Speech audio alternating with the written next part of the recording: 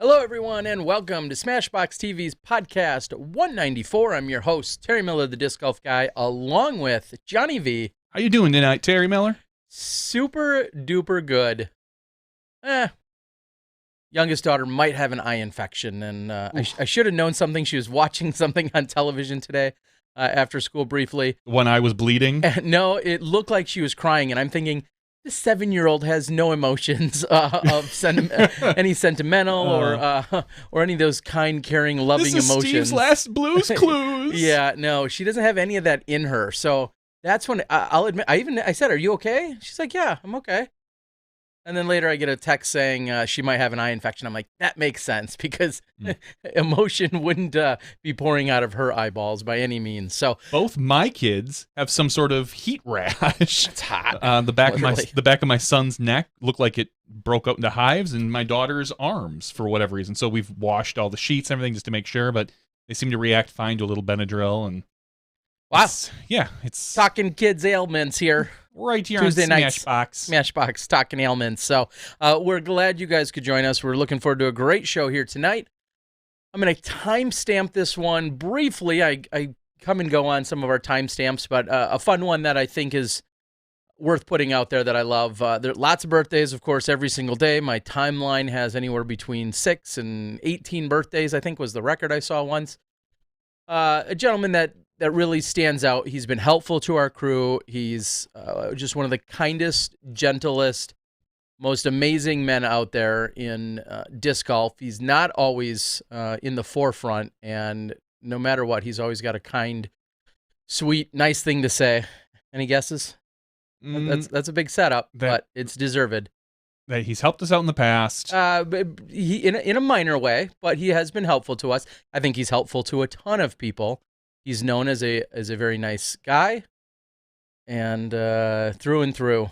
No. Another hint. You want a hint? Sure. His brother plays disc golf. No. His brother's better than him. Is it Bombas? No, not the Ricos. It is Pete Ulibarri. So, happy birthday, Pete. Happy birthday, Pete, who also, I think we talked about a few weeks ago, reached that very impressive 1,000 rating mark as well, not too long ago. So, timestamp, Pete Ulibarri's birthday here on May 8th, and happy birthday to everyone else. A couple days ago, two of our most famed women in the sport, both Madison Walker and Valerie Jenkins, shared a birthday just a couple days ago as well. So happy birthday to them. We saw the Sexton, Shoestrick, and James Conrad birthday share. Yes, they all share the highest rated birthday, as you said, which I think might be a new segment of mine on on May 4th. That was so. Anyway, I know we don't talk about a lot about birthdays, but there's a few that really jumped off at me on Facebook in the last few days. So tonight we're gonna have Dana Vici, aka Super Caddy. Dynamite, super scorekeeper caddy, Dynamite Vici. Nothing creepy about this, but I got to touch Dana this weekend. What? Yeah. That's good, I think. He touched me too. Was he okay with it? I don't care. Okay, that's true. It doesn't really matter. Hasn't stopped me. So Dynamite Dana Vici will join us tonight. We're going to give you the best we can from what we saw at the U.S. Masters. In fact, Dana was there on Saturday afternoon. Johnny was there on Friday night. We'll call it Saturday morning, Saturday afternoon, and Sunday. I was there from Thursday throughout. So we've got lots of action coming. We'll be able to recap what we saw at the 2018 Tim Selinske U.S. Masters powered by Innova. So that'll be a big topic. Do you notice how Innova's doing powered by Innova and not presented? Is that just like an Innova thing lately? There's a couple of them, and it started a few years ago. I don't know if we can give full credit to Innova or not, but originally you saw driven by, which I don't know if there's a legality here or if it was a way to stand out, but a few of the tournaments we've seen throughout the last few years have changed up from presented by to both powered by and or driven by. Mm-hmm. And it's interesting. Maybe someone on the board has... Better than driven over. That's true. Has some insight as to if they know something that we don't about that. If that was just a way of being different, or if you could then maybe double up. That's what Innova does drive-bys. If you could double up, you could say, this is the SmashBox, TV Open presented by, or something Presented, empowered, and pushed, but then yeah, exactly. I get it. I don't know. It's all room for sponsorship. Maybe that's what it is. Who knows? So, so yes, we'll be giving you that stuff. And here's the tease before we get to the beautiful Dynamite.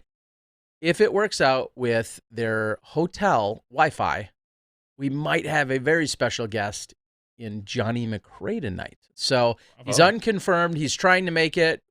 He graciously is going to try to make it all happen.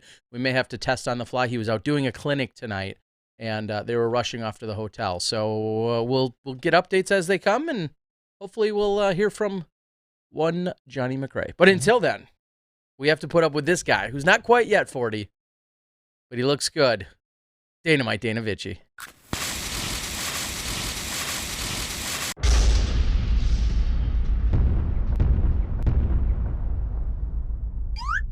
Boom goes the dynamite.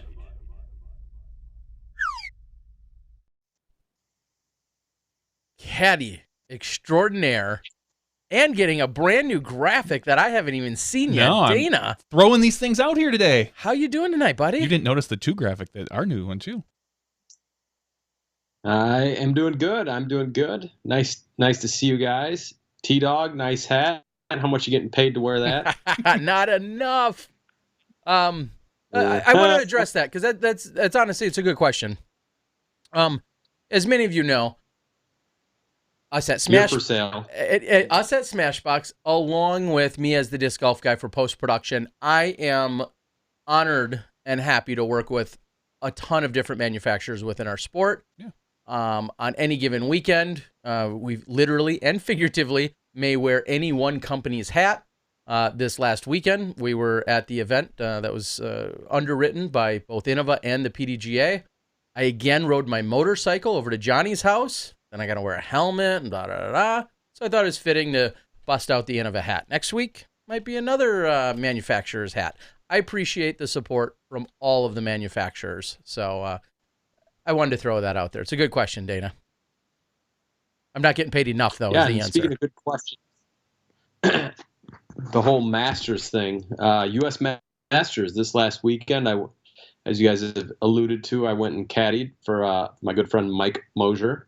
And popular question, hey, when are you playing Masters? I've still got a few years, 6-ish to be exact, as by my last count, I'm 34 years old. So February 23rd, 1984 was the day I was born. If anybody was interested, or if you don't have Facebook and couldn't look or didn't know, but 2/23/84, don't forget. Usually, last few years, it's been falling around the memorial. But I haven't been able to go to the memorial lately. So yeah, you need to get with the program, buddy.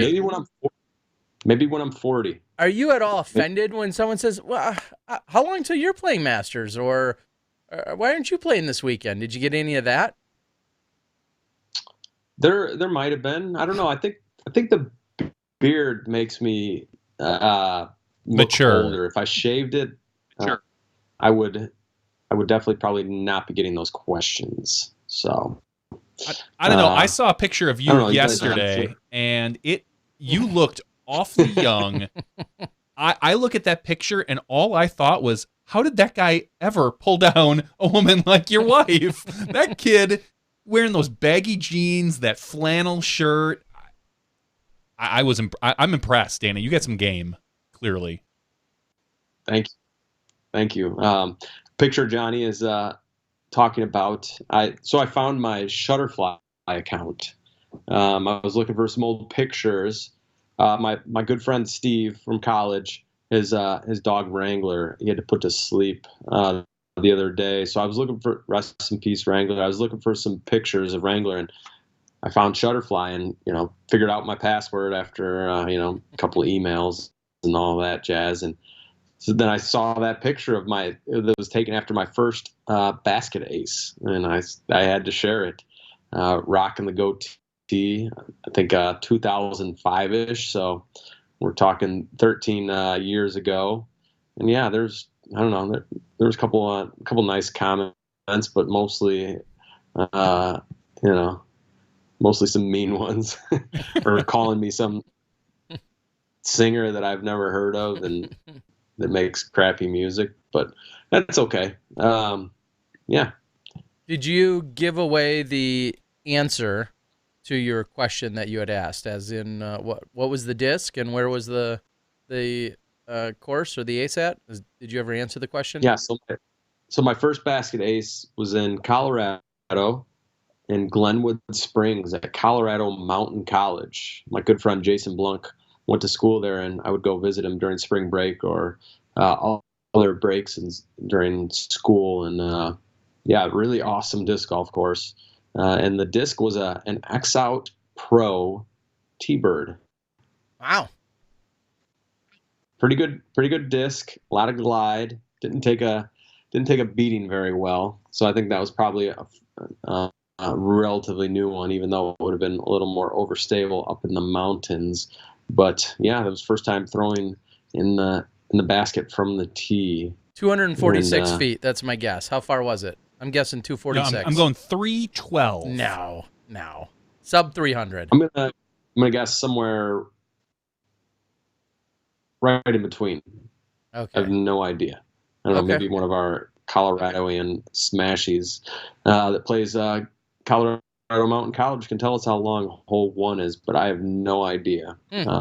But yeah, I thought it was a fun picture to share, and just I got a couple good laughs out there, and mostly at my expense, which I'm completely fine with, since it happens so often in relation to disc golf. So what happens when you put yourself out there, Dynamite. So you showed up. Let's jump right into, you showed up. We'll backtrack later, but you showed up on Saturday and were there to caddy in the afternoon for what was the third of 4 rounds. And you hunted down Mike Mosier, your buddy. You wanted to get on the bag.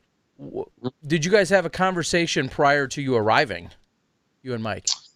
Yeah, we had talked the previous week and kind of talked about meeting up and all that. And I said, I hope I can make it over. And it just worked out that Ashley was at Fairy Fest with Edith, and I had Lucy, and Lucy took a nap, and I went over to Fairy Fest, dropped Lucy off, and busted over to Lemon Lake. It's about an hour and a half drive from my house, and I made it just in time for that third round. They were playing the white course, and I had texted Mike during lunch and told him that I was heading over. So he knew I was coming, and I couldn't quite find him before the round, but I was waiting on his tee, and I had ran into a number of people already and gotten roped into doing some live scoring, which was my very first time doing live scoring. It was very easy. But yeah, so I had a great card to follow, some legends of the sport. We were on the chase card. It was Mike Mosier, David Felberg, Ray Johnson, and George Smith. So a lot of great golfers, some newer ones to the Masters field. Felberg's been there. I think this is his second year, Masters eligible. Ray's just dipping in, I think, over the last year or two. George has been in there for a few years, as has Mike. But they were tackling the white course, which I feel really bad that they had to play. The course is terrible. No work had been done to it probably since the last World Championships. Definitely felt bad for them, but those guys were shredding. The second card, I wish there was a camera on them. They played really well. Mike Mosier, dude, his spin putt is so nasty. He's been doing that for 20 plus years, and obviously we know what Felberg can do. He's a gamer, and then Ray's been a 1,000 rated player for a while, as has George. It was a lot of fun and a really competitive round between all of them. They posted up some really low scores, and Mike, whom I caddied for, made the jump to lead card for the final round. Going into Sunday. Smashbox, and Dana, Big Hug Bump, all of it. That is right. No, I can't take any credit for him. He's been throwing the frisbee long and straight for many years, and putting, like his putt, he just goes like this, and it goes 80 feet right at the bucket every time. Really incredible stuff, which you'll get to see on Central Coast Disc Golf whenever they release the final round. But Mike did make his way onto the lead card for the final round, and he joined Barry Schultz, Rob Ryan, and JohnE McCray, and those guys lit up Lemon Lake Gold Course, which is a phenomenal course. A lot of fun, really difficult. You got to throw some good shots to score, and those guys just lit it up. But JohnE McCray, he shredded all weekend. Probably only took a couple bogeys all weekend. Took a ton of birdies. Just played really, really good disc golf. I feel like when he jumps up to the Masters division, he generally wipes the floor with the competition and wins the event handily. And that's what he did. It was close early on. He didn't have a lead after the first round. Rob Ryan shot a really great opening round on the Lemon Lake Gold Course, and Rob hung around all weekend on the lead card and played really good golf. I think he only took 1 or 2 bogeys on the weekend, and ultimately finished in a tie for second place with Mike Mosier. I think Rob's line read something like 1043, 1032, 1008, and 1029. So really, really solid golf. Barry, who's won the Tim Selinske Masters a number of times, finished in 4th. He played some really good golf too. That final round, both Barry and Mosier shot 52s, which I'm not sure if this is the same layout that was played at Worlds a few years back, but I'm pretty sure that's going to be course record for the layout that they played.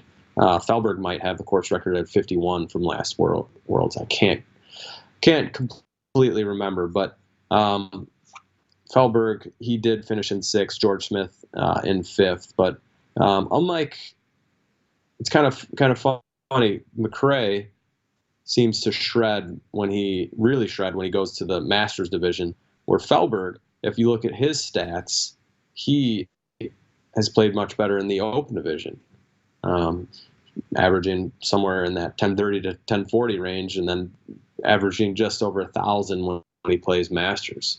So for whatever reason, those guys, their game differs depending on the division they play, and you can check it out in the numbers. That's an interesting observation, and I'll follow it up by on Sunday afternoon. I think I was packing some things up and getting ready to get going. Dave Felberg had said something along the lines of, I hope this isn't going on my resume or something like that. I guess insinuating that his play wasn't up to Dave's standards for the weekend. But it's interesting, as you said, that he seems to, for whatever reason, play a little bit better when he's playing in that Open division. And maybe there's a different pressure on him when he is competing in the Masters division as opposed to an Open. Who really knows it? Or maybe it's the courses or the event. Maybe he's too lax. Maybe he's too stressed. Who knows what the exact logic is? But very interesting to see that where the field, in theory, should be a little less fierce, he hasn't been able to jump in there and take advantage. And not saying JohnE McCray isn't fierce, of course, and Barry Schultz aren't. Just saying it's not quite as deep as what you usually see in that Open field. Yeah, and it could be courses like they played the white course and the blue course, which are very par 3-ish and not necessarily, the kind of course you see on the Pro Tour or the National Tour. So it is a little bit different golf. Obviously, they did play the Gold Course, which is, a gold level type challenge. So, but yeah, something to look at moving forward to see if Dave can figure it out when he goes up to the Masters. And then obviously Johnny has played well in both Open and Masters over the years. But yes, so it was a lot of fun to watch. Those guys have game. Congratulations to Johnny for winning the Masters division, and I'd like to go over the other division winners if that is all right with you guys. Let's do it.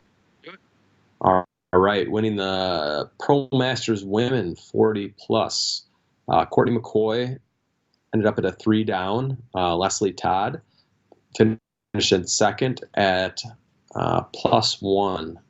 In the Pro Masters Men 50 and up, Eric Rainey and Jim Oates had a playoff. Terry, did you catch that playoff? I didn't. I think I came in just after it had already gone down. I was out filming the Masters Women, the ones you just referenced a moment ago, and I came in and had just then caught the news that there was a playoff and that Eric had taken it down. And On the first hole. on the very first hole, and then immediately my eyes or ears perked up to I believe the 3rd place finisher. Is that our boy? Yeah, I'm about to get there. John Turlap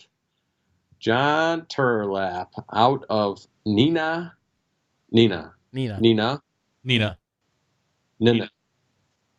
Wisconsin. He shot a really, really great second half of the event.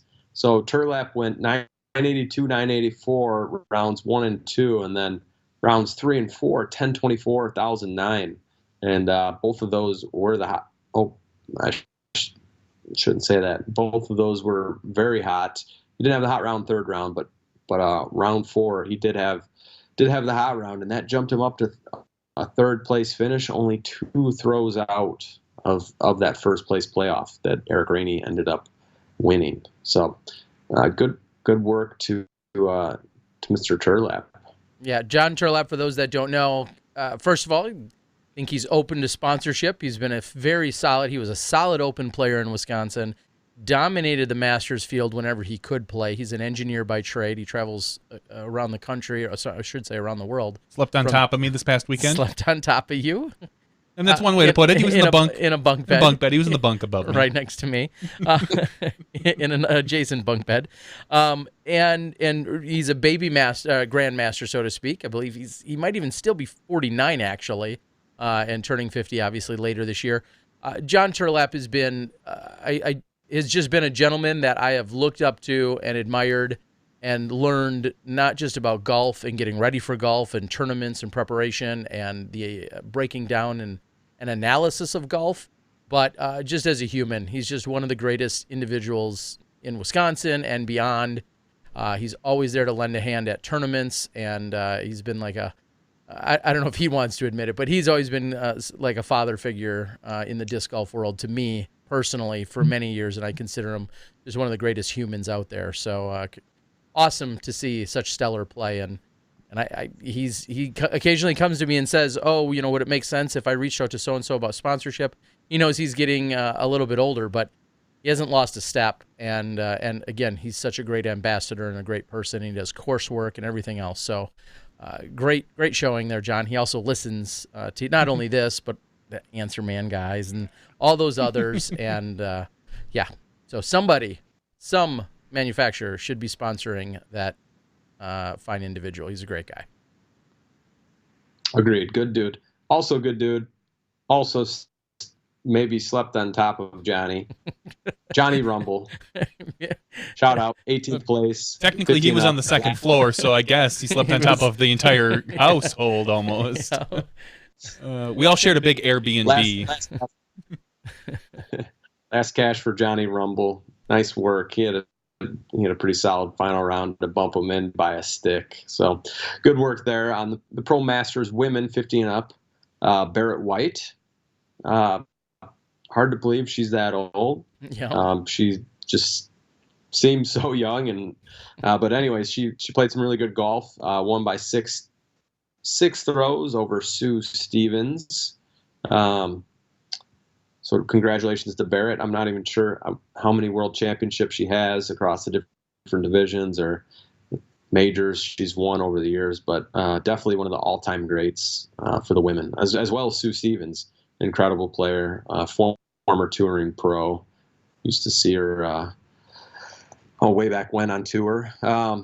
Fair to say, Dana, real quick to interrupt, fair to say that Barrett White, like, as you said, surprisingly of Grandmaster even eligibility, which is surprising. Safe to say that you could add up all of the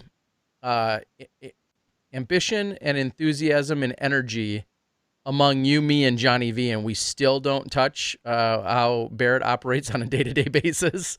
She's on another level.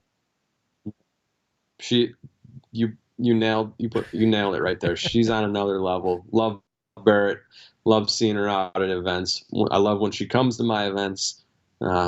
She always has little snacks like Skittles, and she's just a ball of joy. She is. But all right, go on. Congratulations to her. Pro Masters 60 and up on the men's side. Randy Beers, shout out, won by 3 throws over our friend Jeff Hungerford. Randy played some really solid golf. Started out the event with 1,000+ rated round, 1,001 round 1. He actually beat Jeff Hungerford by 10 throws that first round, and Jeff was able to claw himself up into second place and ultimately finished 3 throws behind Randy. So he made up some throws over those next 3 rounds. If he had another round, he might have been able to pull it off. But a last second place finish, and not too bad of a showing there for Mr. Hungerford. Pro Masters women 60 and up. Sandy Gass finished in first place over Kathy Catnip Hardiman. And Pro Masters 80 and up. We only had one competitor. Don't want to forget him. Carlos Rigby got the victory. And Masters 40 and up. This was a really close battle. This guy came from 5 throws behind Josh Goss.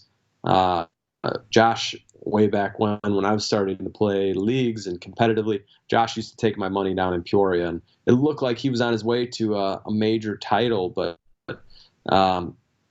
Jay Benita, or I butchered that last name, out of Michigan, was able to come from 5 throws behind to tie Josh and then ultimately beat him in a playoff. Brandon, how do I say his last name, from Wisconsin? Terrio? Brandon Theriot. However you say it, he finished in third, 2 throws behind them. So congratulations there. And Masters women 40 and up, Gene Myers won. And Masters 50 and up, James Elkins got the victory. James from South Carolina. And Masters 60 and up, David Frazier got the victory.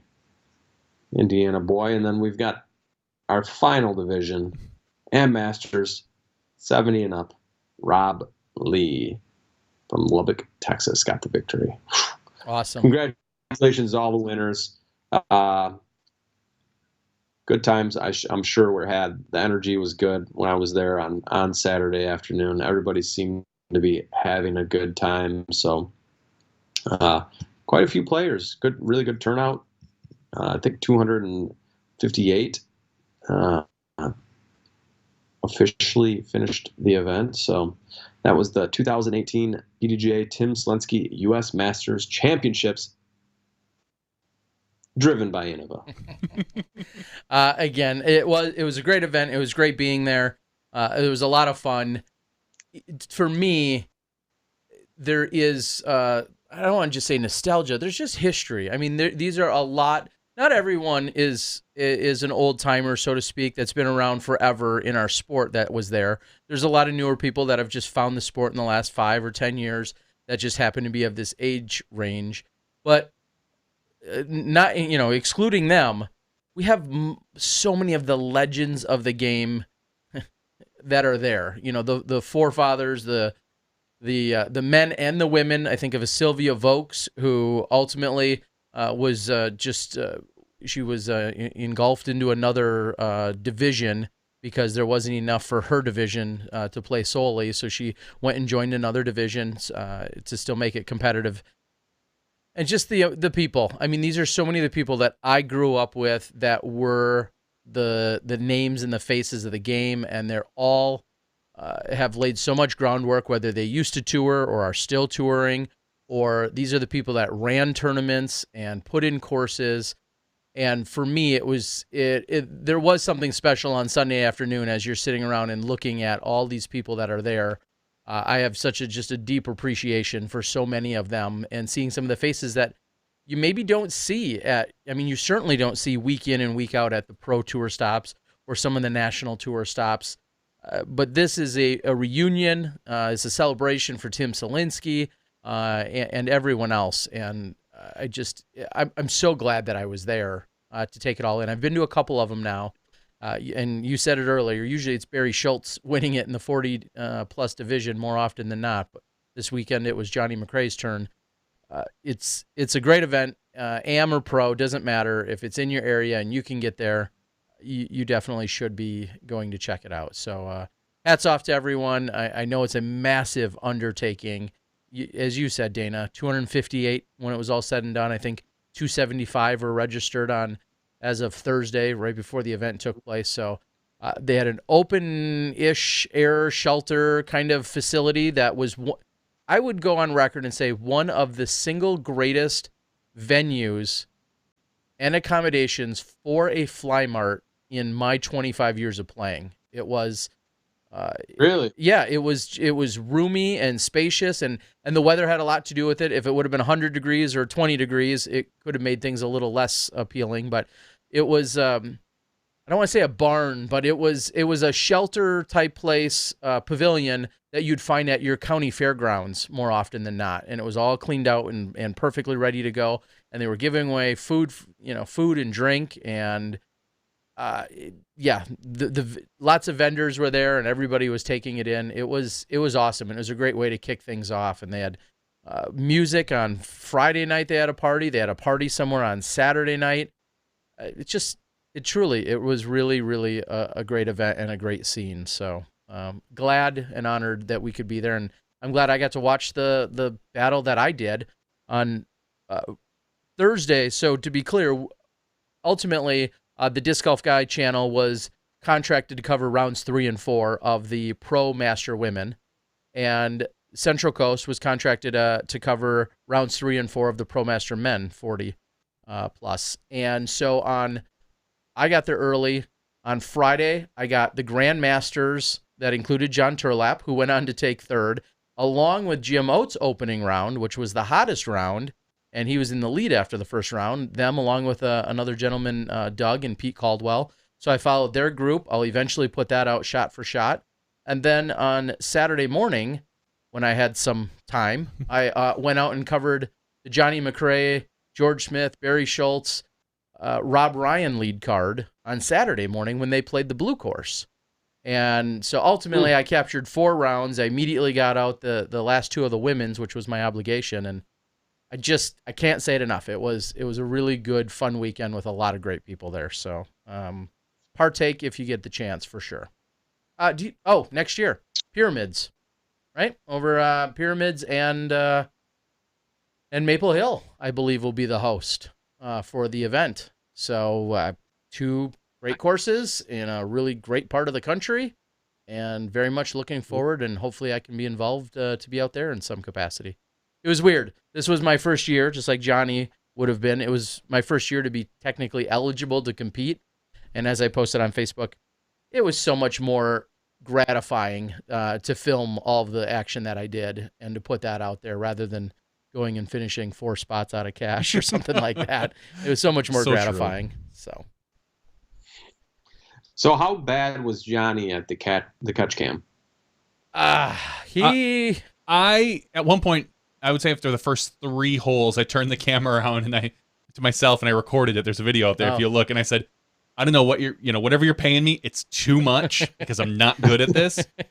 And I ended up finding a way to do it. I fixed some of my some of the issues I had early on, and I'm not a cameraman. I don't claim to be. I never, whatever. And towards the end of the weekend, I was getting the hang of it. I had a couple of really good catches. There was, like I said, there was one specifically on our last round with the FPO where Mel had thrown one at the basket she hit the basket, I think, from about 150, I'd say, and almost puts it in, and I followed it really well.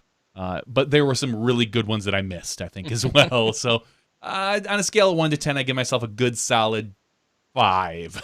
So I could get better, but I don't want to. I'm much more comfortable back here behind So these screens.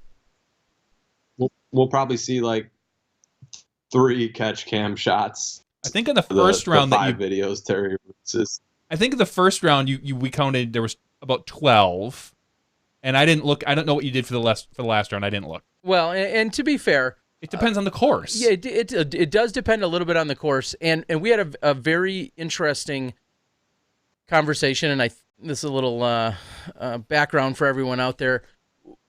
There was a philosophical conversation in the house while I was editing that night and looking at his footage, and we just said, when do you cut to it? How much does it have to enhance the view or the experience or the angle in order to cut to it? Because I feel like I did pretty solid in getting the throw and pretty much tracking everything. I've done it for a long time.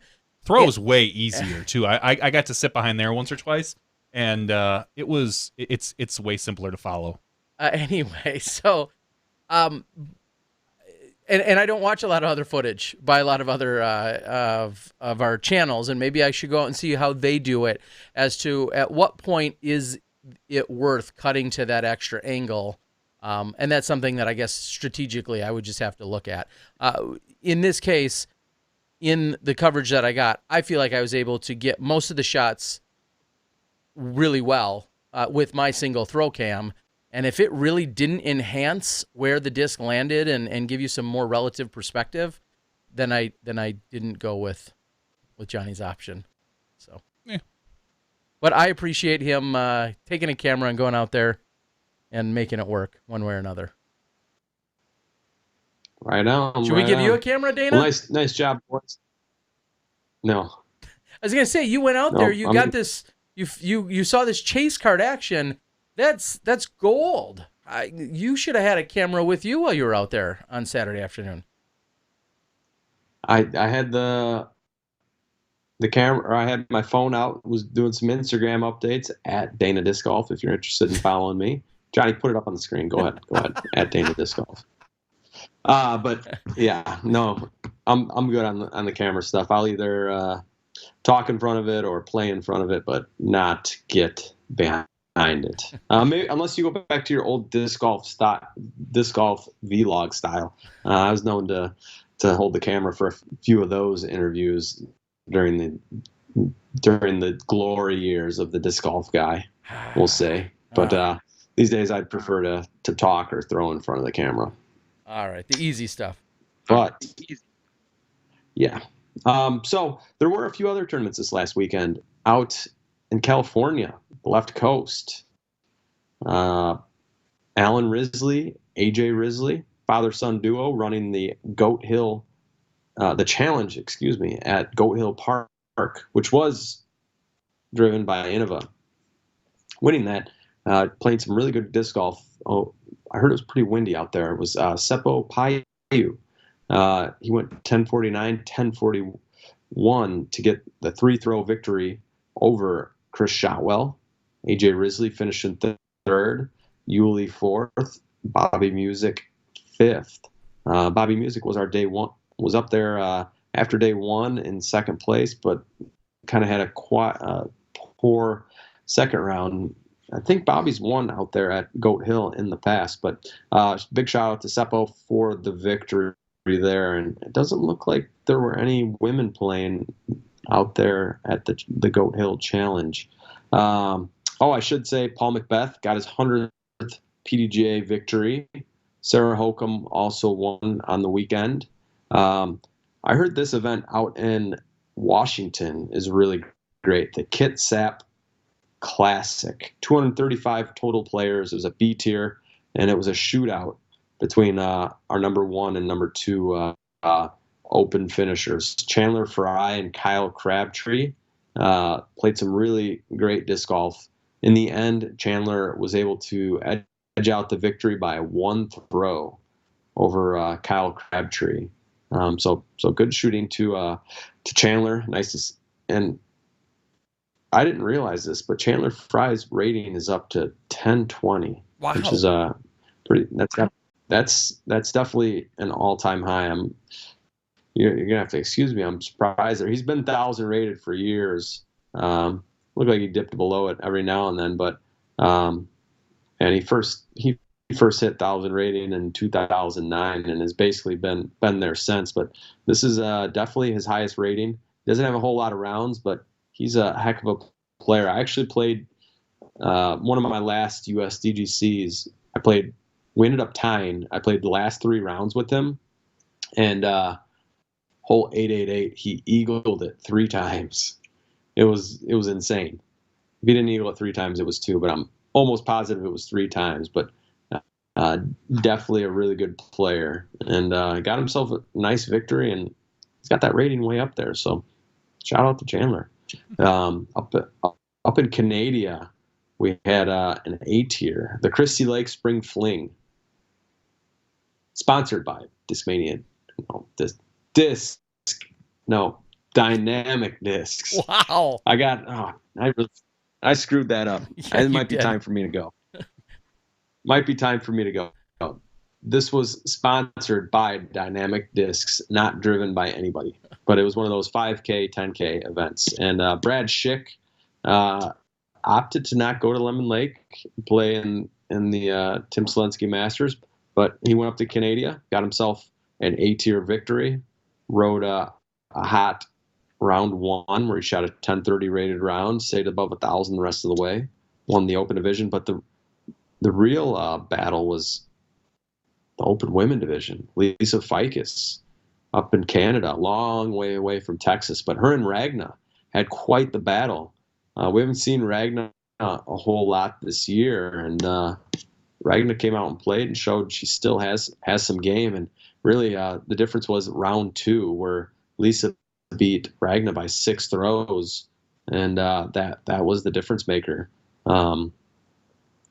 She beat Ragna by 1 on the weekend. So congratulations to Lisa. Nice to see Ragna out there. Hopefully we'll see her at a few more big events. See if one of those two will be the ones to take Paige down whenever that does happen, if it does happen. But wow, yeah. I gotta say real quickly to recap on. I didn't look at a lot of the stats and details around the country. We were so busy with the U.S. Masters. Really surprising to see Lisa not stay in Texas where there was an event going on and instead to go to Canada. I guess I'll just go ahead and just say that's surprising. Interesting.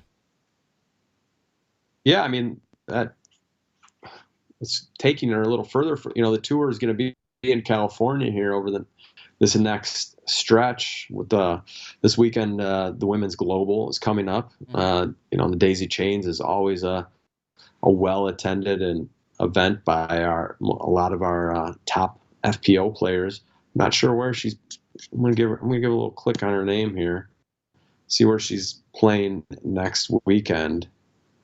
It doesn't look like she's signed up for an event. Her next event is the Santa Cruz Masters Cup. So looks like she's taking the weekend off, or maybe she's gonna drop in at a Women's Global elsewhere on her trek out west. But we won't see Lisa this weekend, but we'll see her on that West Coast swing. Yeah, interesting to see, like you said, also not currently signed up for a Women's Global event. So maybe she's just taking it in, maybe a little break or vacation of sorts, or time to collect her, to regroup or just unwind and relax. Whatever it is, it's probably well-deserved and overdue before we go into this grind with this whole West Coast swing and everything that's coming up in the next few weeks. So very cool to see, though. So congratulations to her. But yeah, there were a bunch of other events this last weekend. I should say I don't want his I want to get back on his good side. Jamie Mosier won a tournament in Orlando in a playoff. He threw better than everybody else in the Open Division in that event. He won. He threw way better shots than everyone else. Wow. All of them? Many of you know him as the Sauce. All of them. And, I just wanted to put that out there. Okay. I'm trying to. How was his social media presence throughout the event? Any idea? What's that? How was his social media presence throughout the event? Was that complaining the whole way to his victory? But he won. He threw better than everyone else there. all right? You said it. You heard it here, folks. First, folks. One last time. The juice, the sauce, whatever you call him, whatever he calls himself, whatever his people call him. Jamie Mosier won a B tier in Florida and threw better than everybody else. But I should say Paul Macbeth got his 100th win. What's better? I don't know. I'll let you guys decide. I think we know. All right, Dana. Well, the good news is we're going to relieve you of your duties. We appreciate the insights and some details from around the country. And it looks like they may have a new Skype name, and they seem to have a great internet connection at the hotel they're at. We will not disclose where that is, but I think in a few moments we may need to do a little technical stuff on this end to get them dialed in because we didn't get to test earlier. We're going to have JohnE McCray joining us here. So you're off the hook, Dynamite. All right. Thanks for having me, and you guys have a nice evening. We'll see you next time. All right, buddy. Have a good night. Thank you, and we'll see you soon. See you later, Dana. Dynamite, Dana Vici, giving us some details from around the country. It doesn't, I guess it doesn't really surprise me to see Ragna basically jump on an event and compete with one of our top FPO players at the moment, with Lisa Fakis. Ragna is one of the FPO players that I miss watching play because she's so consistent and so good. And I think that if she would be I truly believe she'd be a top 4 player if she just went on tour. Correct. And she's got a family and can't exactly do that and this and that. And I think she's Sexton's doing it. Content with that. Well, yeah, I think she's content with that, but it's disappointing. I feel like we're missing out on some prime years from Ragna. Her and those stupid family priorities. I know. What's the deal? What is her deal? No, awesome. I think we all know that Ragna is an incredibly talented and gifted disc golfer, and she always had a smile, and it was very positive out on the course. Whenever she does show up and competes in events these days, she's always finishing near the top, if not winning. It's just so much more on a regional level. So maybe at some point we may see her. She'd also be great for us to reach out and hopefully have on the show here one of these days and maybe get some of her plans or insights from her. It would be well overdue. So here's what we're going to do. We are going to play. We've got a Smashbox review from Disc Golf Nerd. The Vulture, not the Superman villain or the Spider-Man villain. It is the Discraft Vulture. So we're going to do this while we get JohnE McCray on the line and take a couple minutes, listen to Disc Golf Nerd, learn about the new Discraft Vulture and what you can use it for. What's up, Smashies? This month we're taking a look at the brand new Discraft Big Z Vulture. Big thank you to Sun King Discs for sponsoring this review. I appreciate their support. So the Vulture is an overstable fairway driver. The thing that I really like about this disc is the glide. It has a really nice amount of glide with the stability that make it a very functional disc. Nothing terribly remarkable in terms of design and rim profile to this disc. It's relatively flat across the top. It's got just a kind of traditional fairway driver feel in the hand. Not a very wide rim at all. Really comfortable feel in the hand that I think feels really nice. I also really like the Big Z plastic. The feel of this plastic is great. This particular one has a little bit more flexibility to it, which I prefer, but it will vary to some degree. But overall, the Big Z plastic is durable, great flights, good grip, and a nice pearly look to it. So in flight, this thing is very overstable, but not so overstable that you can't get a flight out of it, and the glide is really apparent and very beneficial. It will stand up and hold that line for longer than most overstable fairway drivers I have tested. Still has a very consistent, strong fade at the end of the flight that's very dependable and consistent that you can really dial in, but it's not something that you have to worry about just immediately hyzering out once it comes out of your hand. For me, I can throw it nice and flat with good power and have a very, very straight flight overall up to speed, and then have that strong, consistent fade once it slows down. I think this would be a tremendous forehand disc for the average player, and also a very effective straight line flyer with a good finish for more power players out there on the course.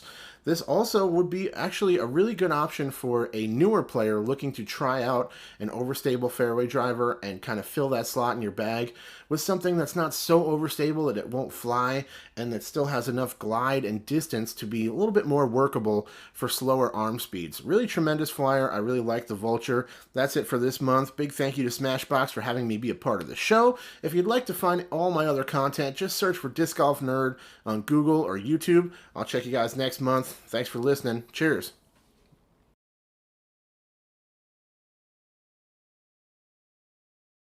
All right, so thanks Disc Golf Nerd for that disc review of the Discraft Vulture. Right now, we're just going to go right away. We were able to grab Johnny on the fly, so hopefully everything here is going to work out. We haven't really had a good chance to test, but let's, without any further ado, bring on JohnE McCray. Hey, Johnny. Hello, how you doing? Doing great. Doing well, doing well. Thank you. I know it was a little bit short notice. We reached out to you today, and your wife, Jennifer, says you guys were busy. Like, what, teaching people disc golf? What was going on tonight? Yeah, we were down in Valparaiso, Indiana, doing a clinic there at Rogers Lakewood Park. John Safina, a big disc golf supporter there, invited us over to do a clinic, and it was a great time. Had about 25 people out there, and it was a lot of fun. So I know stayed till dark. Yeah, and I know you're a great teacher. My question is, what was the format tonight in terms of how you do your clinics? And then the second part of that question is, does that vary? Does that ever change from clinic to clinic? But how were you going about it tonight? Yeah, it's the same. All my clinics are the same. It's basically I go over form and ways to practice, ways to become more consistent at disc golf. So that's what I teach. I'm not Simon, so I can't teach you to throw it 700 foot if I can't do it. So I try to teach you how to be more consistent and ways to practice and ways to do it. Well, to be fair, when we're watching you throw 450 or 500 or 550, if you're doing that accurately, I think as you prove, that's all the distance you really need these days. Is that a fair way to put it? I would say so. Yeah, absolutely.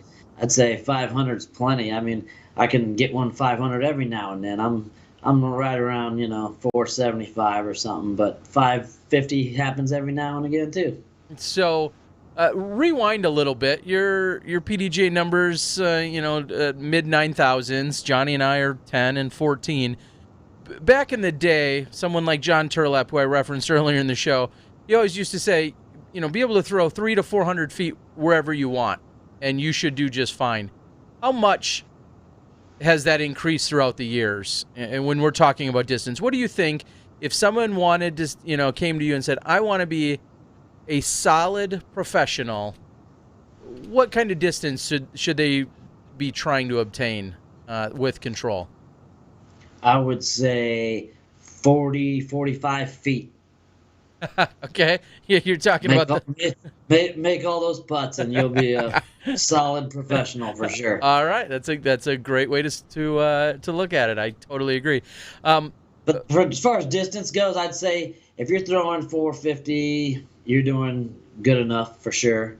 You're not gonna, Garrett and Simon are gonna throw it 300 feet past you, but that's all right. That's all right. Yeah, it gets done on the green is where everything happens. Talk a little bit about your game this weekend. We kind of recapped just how much you were shredding, but let's hear it from your perspective. How did it feel out there? Wow, I felt really good. The courses were slightly easier than when I was there for the Worlds in 2013, but you still got to make shots and make putts, so it was still golf, and it was fun out there. Those guys, the Masters guys, we were having a lot of fun joking around, and those guys are actually really fun to play with, and it was a lot of fun for me. And I felt really good out there. I was feeling healthy and everything. I'd almost cut my fingertip off before the GBO, so I was still wearing tape on my middle finger. But I was playing without no pain this weekend, so it was great. And I felt like I was throwing really good controlled shots out there. It was a lot of fun, So a lot of them were within reach. So when you talk about your fingertip, for instance, was there an accident, or did something happen, or just an old injury, or what is that? Yeah, a piece of the RV came off when we were driving to the GBO in like 65-mile-an-hour winds, and I went to try to get the rest of it off, and I almost cut the tip of my finger off. So I decided to pay somebody to fix it. Yes. After that happened, and yeah, it's almost better. So these courses, you were somewhat familiar with them. Again, they've undergone some slight modifications throughout the years, and then a ton of rain had come in and made things very wet, very muddy and sloppy just as the event was kicking off. I think we stayed rain-free Friday, Saturday, and Sunday, but Thursday it was nasty out there. Yeah, definitely made for tough conditions. So ultimately, you played, I think, 3 different courses. Can you break those down, just somewhat generically for everyone? What did you see on the 3 different courses? Well, the gold course where we started and finished was definitely the toughest of the courses, and it's got a lot of long holes. We ended up playing 2 of the shorter tee pads because one of them was underwater, and the other one we played the short pad because if you played the long pad, pretty much everyone was going to throw into the big puddle in the mud. So we played the short pad so everybody could get over that puddle. What holes were those? No, it does sound like a good modification. What holes were those? I'm trying to picture which one's out there. Do you remember? 11 and 12 on the gold course. 11 is from the low part. You pretty much throw to the silver tee pad and then play a 90. Yep. Okay, yep. And then 12 is the long one right after that where they put up the pallets on that hole, if you remember that. I do. I know exactly what you're talking. Okay, makes perfect sense there. And sometimes a modification like that just it makes sense for the field. And everybody has to do it. And I think it's probably a little easier to move to a slightly shorter tee at the last moment than to move to a much longer tee at the last moment. So maybe That's not true. Too bad. So that was the toughest course, and that one definitely played tough. You could get into some really bad trouble there. There was a few holes. Hole 13, the one after that, was from the gold tee, was a really, really tough tee shot. It was seemed like everybody was trying to throw the spray and pray shot. I opted for the putter layup off to the right and then play the hole, but that one was really tough. Really, you could really get into some bad spots on that particular hole. There was a lot of different holes where you could be in the bad spot, but that one seemed like a really treacherous tee shot. And then the white course was definitely a little shorter than 2013 as well. And I think there was 4 holes in a row that were 210 to 230. And so you had to feast on those ones for sure because there's 7 par 4s out there, which I think 6 of them were pretty challenging par 4s. Getting a 4 on them was good. So that course was actually still pretty fun. They had some really good holes on it. And then the blue course was the other course we played. And that was the one that they say I shot a 16 under on, the 44. They say, huh? Which, it was, what can you say? It felt like maybe a 10, 12 down, but I was playing really well during that point, so I'll take the 16. Yeah, there's a few questionable par 4s out there that I wouldn't necessarily consider par 4s. They're kind of tweeners between a 3 and a 4, but I guess err in the favor of the player to make him feel a little better. That's right. Is one way to look at that. It's just the number of throws. Let's be real, but still. Yeah, I think I said about 4 or 5 times over the weekend. I said it's good to be a master. They were giving us a break out there. So you speak of that round, and as a perfect segue, that was the round that I was able to go out and I filmed you guys. I kind of just picked a card Saturday morning. You guys look like one of the most fun cards to grab. So I went out and filmed you guys on Johnny and I did on the blue course. And we saw George Smith, who you've known forever, and we're a teammate with for many years. We saw Barry Schultz, Rob Ryan. Barry struggled a little bit during that round, but overall, everybody was right in it, competitive, but jovial and still having a good time. Is that part of the event, or was that just the individuals? How did that atmosphere come about? Yeah, I think that everybody was just enjoying themselves, having fun, and we're all trying to do our best, but we were still rooting each other on and everything. It was the way it's supposed to be, I do believe. I agree. Now, go ahead. And I think that the pressure really came on there at the end of the tournament. I mean, I know the last 4 holes, it's a major title running through my head, and I'm getting on the tee pad. I'm like, don't mess this up, don't mess this up. It was actually pretty nerve wracking. I've won almost 200 MPO events, and this is a Masters major, and I was nervous.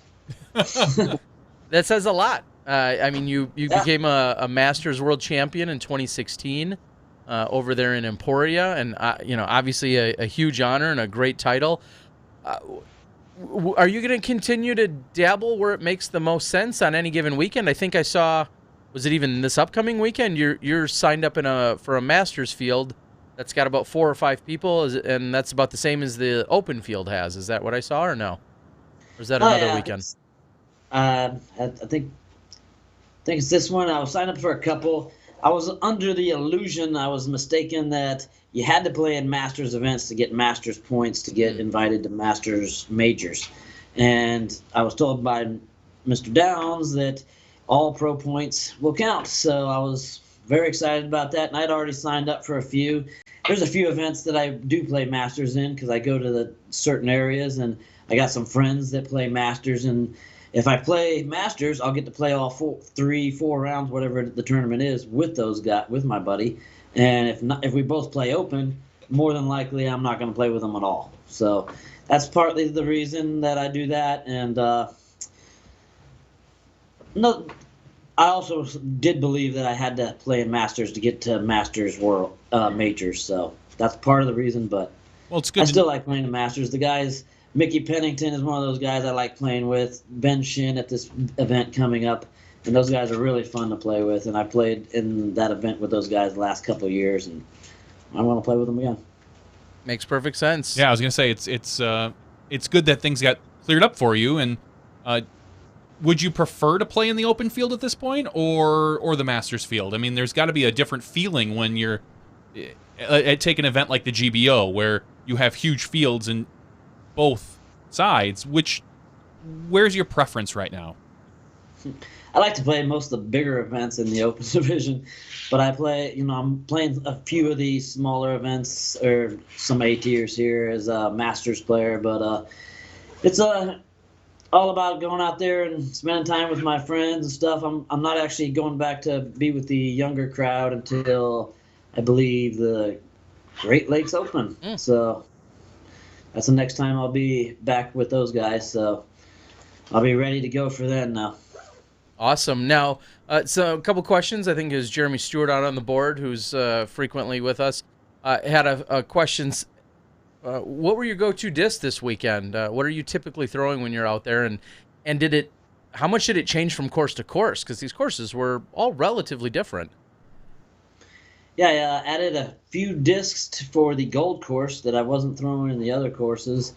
I added a roller disc, which I actually threw through the air for the 4th time ever, and I threw it the 3rd and the 4th time ever through the air, and I parked the hole both times, so that was pretty good on the gold course. And then I added another St. Pro for a little straighter, a little more beat up one. And I was throwing pretty much. I'm a minimalist, so I only use about 6, 7, 8 molds at the most, and for drivers, I really only use 3 different molds. I use St. Pros, Giants, and Stilettos, so that's pretty much all I use for. I might have 10 drivers, but it's only 3 different molds. And then I use a couple different 3 molds in mid-ranges and 2 putters, so 2 different molds and putters. So I'd say my go-to is in mid-range is probably the Warship, the drivers, St. Pro, my fairway driver, and my shield for putting. Yeah. All right. Well, I mean, keeping it very simple and straightforward, I think eliminates a lot of questioning, second guessing, confusion, and those discs, inside and out, and what they're going to do with every single throw. So clearly, it's working for you. You don't need me to tell you that. So, were there anything else? I was talking up how much I enjoyed the event and the people and the camaraderie and everyone that was there, and so many of the early legends and forefathers of our sport that are there and representing, and You think of everyone from the Vokes to Jeff Hungerford and everyone in between. To you, what was that atmosphere like, being surrounded by almost exclusively people 40 and up, and some of the godfathers and godmothers of our sport? It was great. It's great seeing all those Hall of Famers out there. Sylvia's still out there doing it, and she's amazing. I love her. She's great. And got to see some of my Florida family while I was there. There was 6 players from Florida there. Every single one of them are like family to me, and it was great.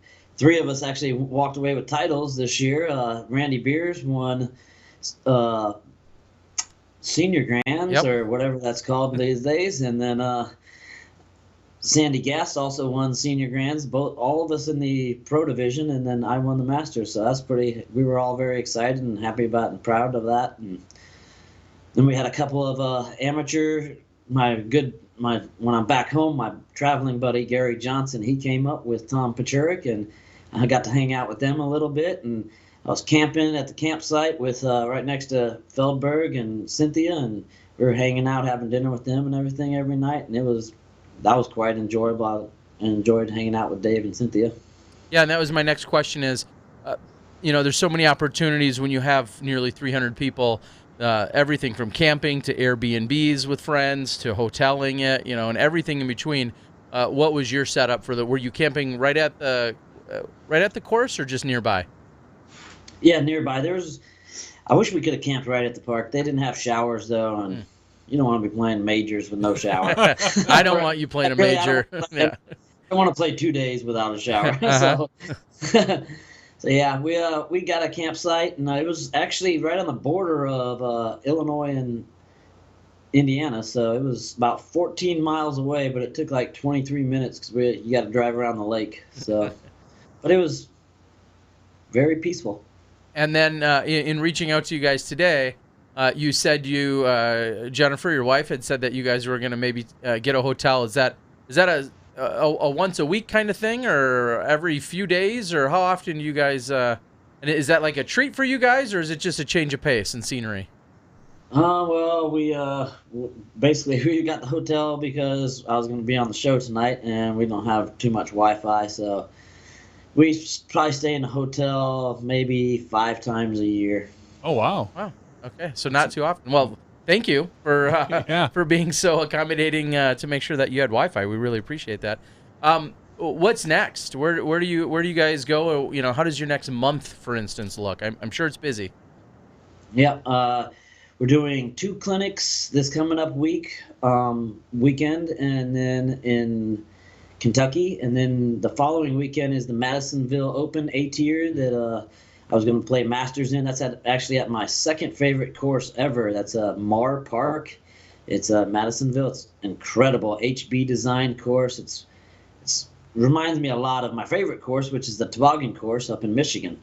And very hilly, par 4s, par 5s. You got to trudge up the hill, down the hill, set up your next shot and score well. It's a really fun course. And then from there, we're going to Huntsville, Alabama, where I actually lived when I was a kid, playing in another A-tier there.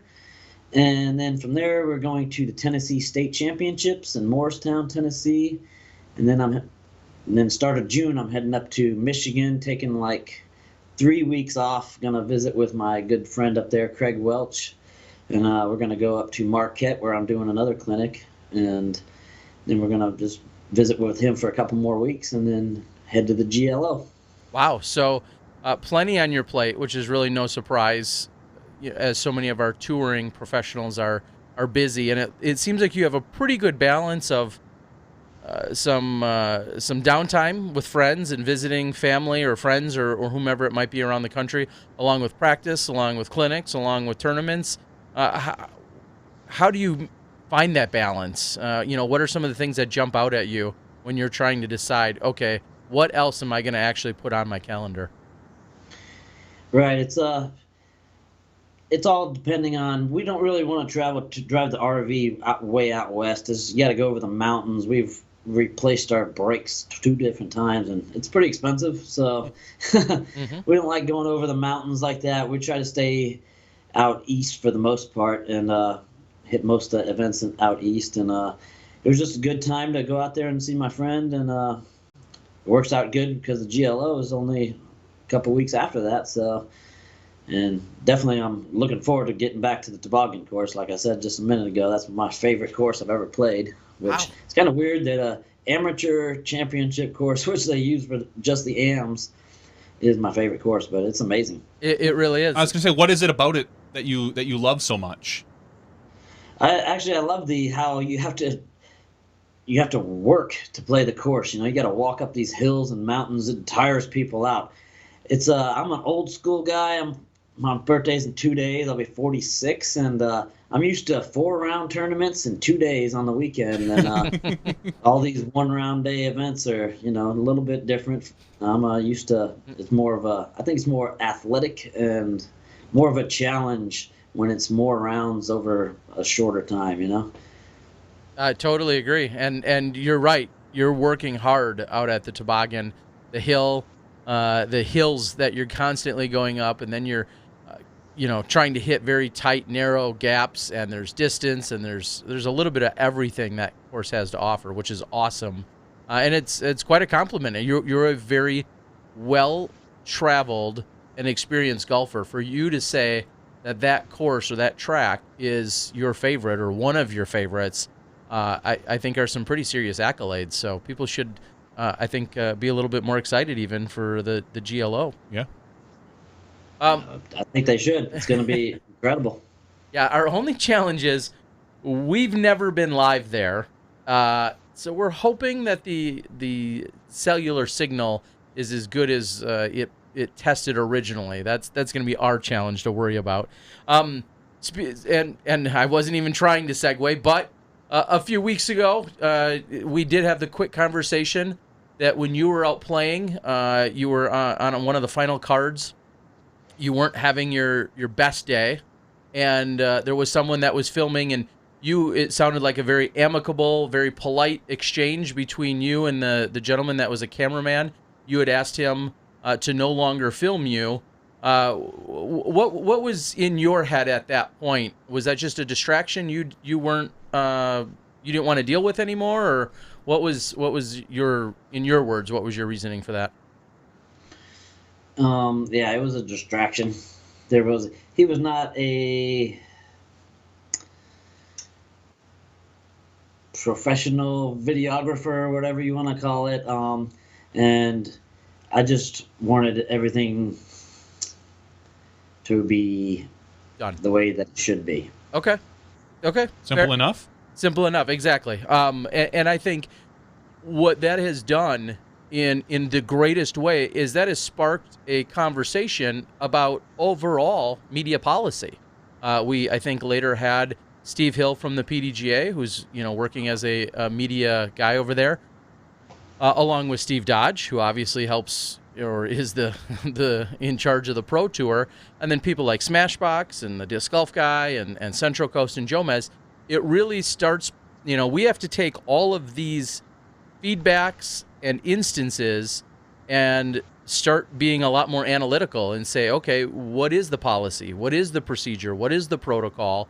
And we all have obligations, just as you do, to be a top-level professional, and we have to coincide with those obligations on all ends.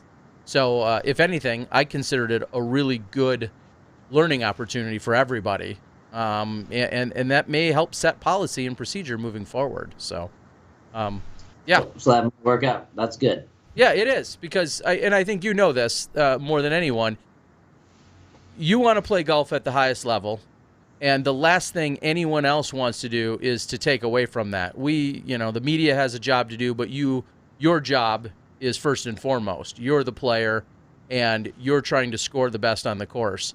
And I'd rather see you get a birdie than me screw up a shot, for instance, or whatever the case might be.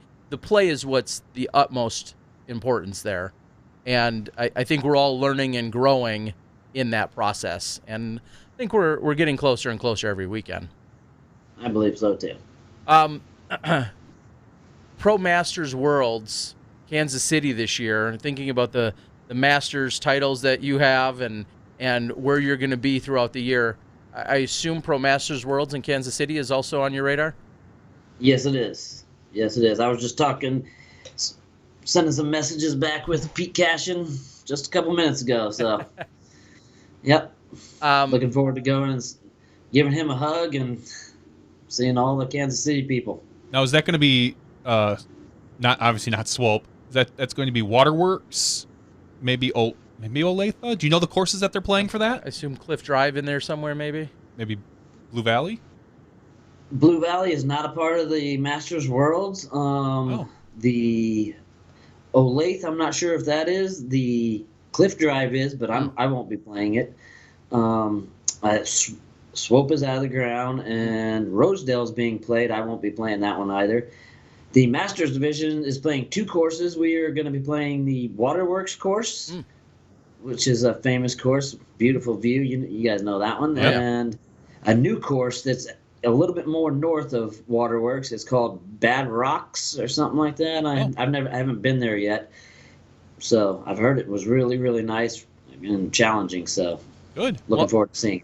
And it must be, because if they're about to put, essentially the highest level competitors, the MP40 division, on it for the World Championships, you've got to assume it's probably the most challenging course in that area. So that would be certainly really exciting to see.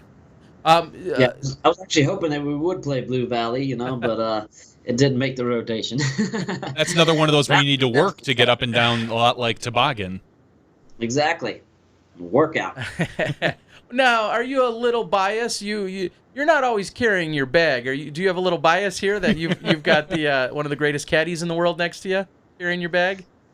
I'll carry the bag if that's going to make us play that course. But I do definitely have the best caddy out there, and she definitely makes everything better. She's actually the reason why we're on tour, and I've said that before, and this was all her idea. So that's her job. That's what she likes doing. She will argue with me, and if somebody asks to caddy for me, she's like, "No, that's my job." So it's nearly impossible to get the bag from her.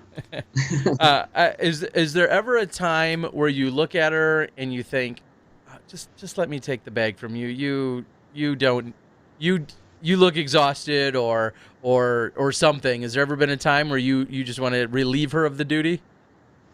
No, never. I've never taken the bag from her. I have taken the cart from her to help pull it up a hill or something, but Okay. I've never actually taken the bag from her. She might have dropped it on the ground a couple times, but and I picked it up, but I never took it from her. So throughout the last couple of years, it's been very public, and we've seen it within your play. You've unfortunately struggled with Lyme disease, and sometimes it's essentially taken you out of contention. You think back to Worlds last year, the Pro Worlds down in Augusta area. What someone asked on the board, what is life like now? That is something that you have, and what are some of the challenges you face daily with it? For me, it's a lot of diet. I have to definitely watch what I take in my body, and I have a couple different things that I'm really got to watch my diet. So I got to go into like a buffet. I can't even hardly do that anymore because you never know what's in there. I can't even trust anything. Jen makes most of my food for me, and she keeps me healthy and going. So I got to give it up to her because she keeps me going. She knows what's going on, and we go and buy our food, and she makes it, so we know what's going in. It's a nice way to save money as well on the road. For sure. Now, as someone who's very ignorant to what Lyme disease ultimately means and how it is impactful to you, is there anything that you can share with someone about how it can personally affect you? It definitely affects people different ways.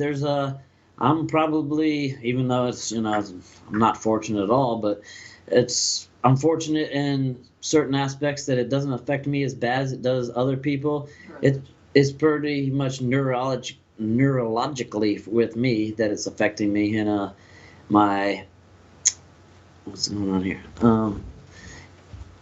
And so it affects me more internally, my what is my what's it called?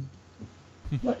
My Metabolic track. metabolic track and all okay. that, and trying to fight everything off. It's for me, it seems like it might take me a little longer sometimes to kick something, but last year I had a pretty bad flare-up, which something people might not know, and I thought I was doing good, and it happened at the Pro Worlds in Augusta, and it's very hot down there, and they tell you drink lots of water, and so I actually ate watermelon, which is very lot of water, but it's actually very bad for gout. So and Lyme's disease was what it flared up. My Lyme's disease made it flare up immensely. So I ended up eating like a half a watermelon. I thought I was doing good, and it was not good. It was pretty much like a week after the Worlds, and I was pretty much out.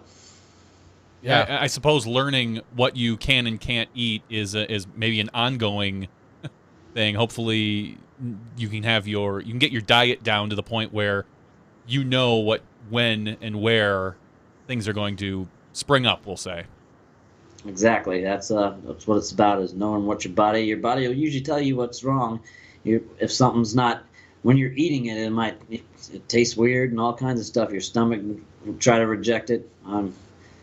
It's listen to your body for sure. And this will be the last question about it, because it's probably not the favorite topic. But what do you feel fatigued? Do you do you have problems sleeping or headaches? Like, what are some of the things that are impactful to you when you're having that kind of a flare up? For me, it's definitely I get a little bit tired, but it only happens to me, like I said, in 2007 is when I was hospitalized for it, and they didn't know what it was for a while, and it almost killed me because they didn't know what it was. Being in Florida, we don't really have too many deer at all, or ticks, so I must have got it while I was traveling out of state, and so they didn't expect that to be what it was, and I was actually out of the hospital and before they actually knew what it was. And so for me, it's more of I don't get headaches. It's more of a tiredness, and then fighting off illnesses. Like my system's a little slow inside. So, but all right, that's about it. Well, that's it. It's officially behind us for all the rest of this year and then some. Anything you want to share from your experience this last weekend at the Masters? We talked about the camaraderie and the courses and what you were throwing, but is there anything else that comes to mind that stands out for you while you were in your time in Crown Point? Well, and I was going to ask real quick, the courses you played this weekend, you played 3 different courses. Now, as we've discussed quite frequently, the trend is one course 3 or 4 different times. Do you have a preference on that, being an old school player like you are? Yeah, I think that certain events should be multiple courses. The World Championships, I believe, should be multiple courses. It should be a challenge. Shouldn't be just set up for somebody who throws it far or somebody who throws it through the woods real good. It should be both. It should be a challenge. So I'm down for whatever. I don't make the rules. I just try to follow them. Okay. Well, then that leads me to ask the next question, which is, will you find yourself at Smuggler's Notch competing? Actually, we are not going to the Pro Worlds this year. It's kind of disappointing. We're the Region 2 coordinators for the NGT, and I'm running that region coordinator the week after that. So, and it's in Huntsville, Alabama. And with the mountains and stuff, I've heard stories about going over the mountain, and we're traveling around in the RV. I don't like mountains. Yeah, they're hard. They're very rough on. I've never been to Florida. It's flat as can be. So I'm a flatlander. Although I do like the hills for disc golf. And speaking of the mountains, Throwdown the Mountain, I think it's an awesome event. We've talked about it. Of course, it already took place this year. I heard you guys might make sure that fits in the schedule each year before you maybe even pull out of Florida. Is that the plan? Yeah, this year was really rough on us being cold. It seemed like it was 5 months of cold, and that was not good for us at all. We're going to definitely stay in Florida till at least April, and I'm gonna fly out to Vegas or in the Memorial, and then might make the Texas swing there afterwards, and we'll leave then maybe. Okay. So yeah, I want to stick around Florida. There's a few events that I'm tired of missing. Canyon's one of them. That's one of our best courses in Florida. There's a few other that I haven't hit since I've been on tour 5 years, and I want to go back and play some of those. So, What's that been like for you? I know you talked about the friends, and you have a ton of support. Everybody, whether it's on the board or online or whatever, there's always all this support, and you make Florida so proud. What's that been like? Kind of being, well, you've been away from home, so to speak. You've been out all over the country, performing well and giving other people a chance to maybe take some titles in Florida that they maybe had to struggle with more in the last few years. But you've been gone. What have you missed so much? I've missed a lot of my friends and family down there, more than anything. It's all the disc golf. Every town that has disc golf in Florida, I could go there, and there's 20, 30 people there that would take us in and let us stay at their house, park at their house, whatever, stay, whatever. Wouldn't matter if I was touring or not. They would always open their door to us. It's a great community down there. We have a great thing down there in Florida, and it's incredible. And I'm definitely me and Garrett. I mean, Garrett's like everybody's son, Mm-hmm. So I'm like everybody's granddad. Let's go with Uncle. Let's go with Uncle. Granddad makes you feel like you're in the Grand Masters division. We'll go with everybody's uncle. Okay. Awesome. Anything else you want to share with us before we let you go here tonight, Johnny? I just want to say hi to a few people. Maybe I'd like to say hi to my buddies down in Florida, Kip, and everybody down there at Medard and Lamona, and you guys have fun out there and keep practicing. I'll be home soon, and hopefully I'm running a tournament in December 8th, a little CTer at my course at Edward Medard Park, and so all y'all come out and get a great players package and enjoy the day. I already got some trophies made up. It's going to be great. He's already ahead of how you do. Oh, yeah. Now you're making me feel bad. Terry's notorious for last-minute trophies. I'm not so good at that. All right. Thank your sponsors, supporters, and everyone else that's by your side. All righty. I'd like first, God who saved my life. And without God, I'm nobody. So I love God. And if you don't have a relationship with God, have one, because it's the greatest thing you could do. My wife, who is absolutely amazing, she's everything for me. And so my sponsors, Latitude 64, which is huge for me, a great company. And those guys there are so nice. I can't thank them enough. They're awesome. Disc Golf Center is a disc golf store out of Orlando, Florida that sponsors me. They've been sponsoring me ever since I went on the road in 2014, and they'll get you your disc, your color, your weight. Doesn't matter what company, they'll find it for you. They'll track it down. They'll ship it to you for free. So check them out online. Bogey-free bags, another sponsor of mine. They make these handbags that are really great for when it's hot out. And they're sponsoring me. They're from Sarasota, Florida, the Lincoln family. They're awesome to me. They've been helping me out since I went on tour as well. And then my new sponsor is Team Hunter Hot Stamp, who started off this Jim Yoda thing that I got going, and it's pretty cool. Awesome. I heard you mentioning all those people and then some this weekend. Awesome performance. Awesome watching you play. I'm excited to put out that 16 under that you shot. I'll eventually get that edited in my spare time. You on that blue course from Saturday morning. And congratulations for an awesome weekend, and looking forward to seeing you again probably sometime in a few weeks down the road somewhere. All right. Thanks for having me, and thank you very much. All right. You guys have a great night. Thank you. Thanks, Johnny. Thanks, Jen. Enjoy that hotel room. Yes, enjoy your... All right. Hot tub, great thumb. All right. All right, cut it. He's talking about hot tubs. I don't know.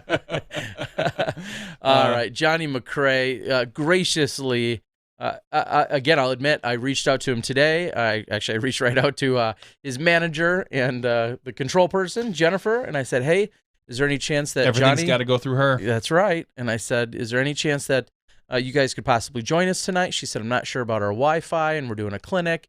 And then she realized that the Wi-Fi wasn't going to work out. And as they said, they kind of spoiled themselves a little bit, went out and got a hotel, more or less on SmashBoxxTV's behalf to make sure they had good signal for us. So, so gracious, so kind of their time and of their insights and their knowledge. So very much appreciate it. Love to all you guys. And thank you so much for joining us on that. That was awesome.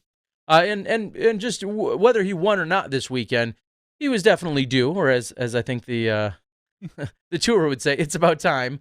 It was about time that we had him on here again anyway. So it it'd made been like sense. a year and a half. It's been a while. Been a minute. Been a minute, as the kids would say. No, they don't. It's Uncle. It's Uncle Johnny. I don't know. That might be a new thing.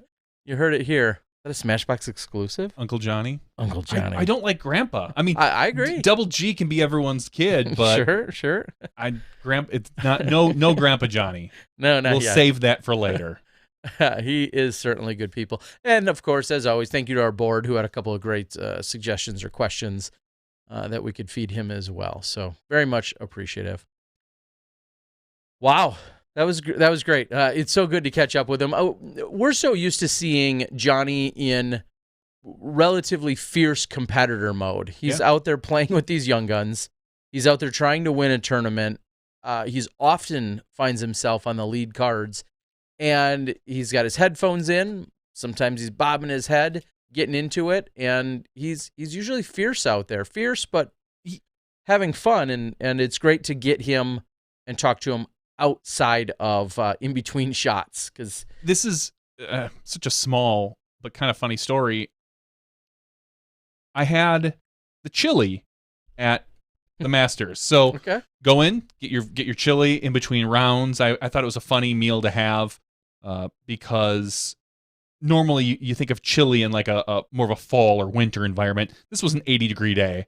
Yep. It was delicious chili. I go sit down with our friend Johnny Rumble and Turlap, and I've got the water and I've got the chili with the lid. It was in like the styrofoam thing. It was a little windy, and I'm trying to like organize it all so that it doesn't blow away or fall on me or something.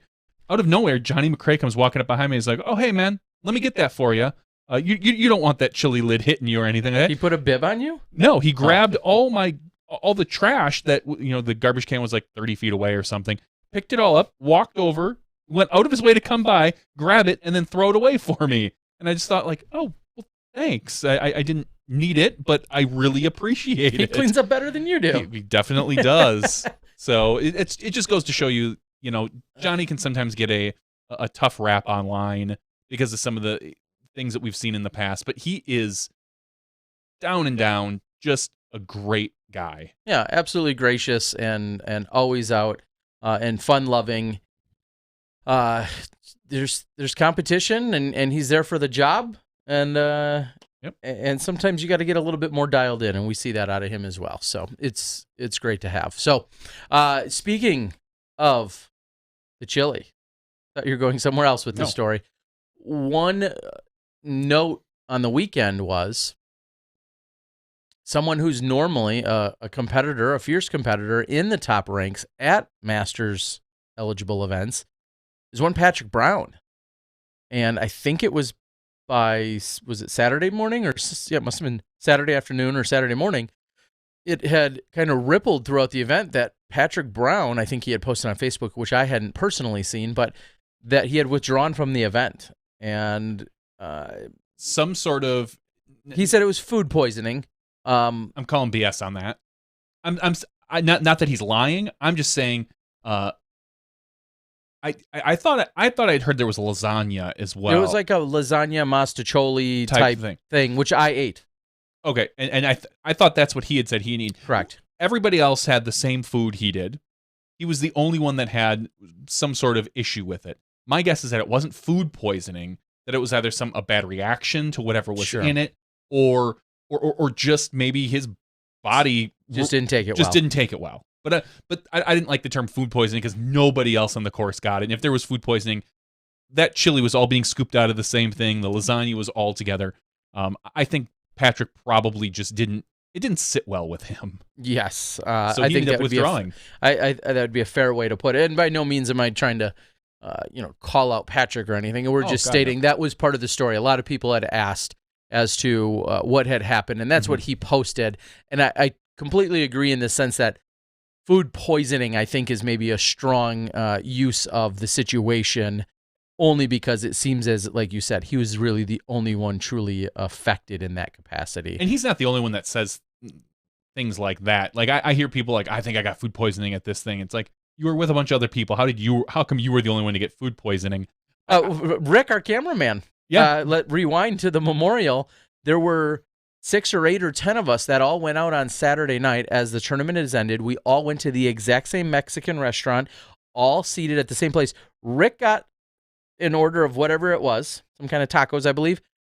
Literally 2 feet away from him, Steve Dodge got the exact same thing. They both ordered the exact same thing. A few hours later, Rick wasn't feeling well. I'll spare the details. Wasn't feeling well. Steve Dodge feeling great. Could have been something bad in a portion. That's obviously possible. Or it could have just simply reacted poorly within yourself. So another great question. Someone said, did EMAC come to play? Unfortunately, EMAC broke our heart.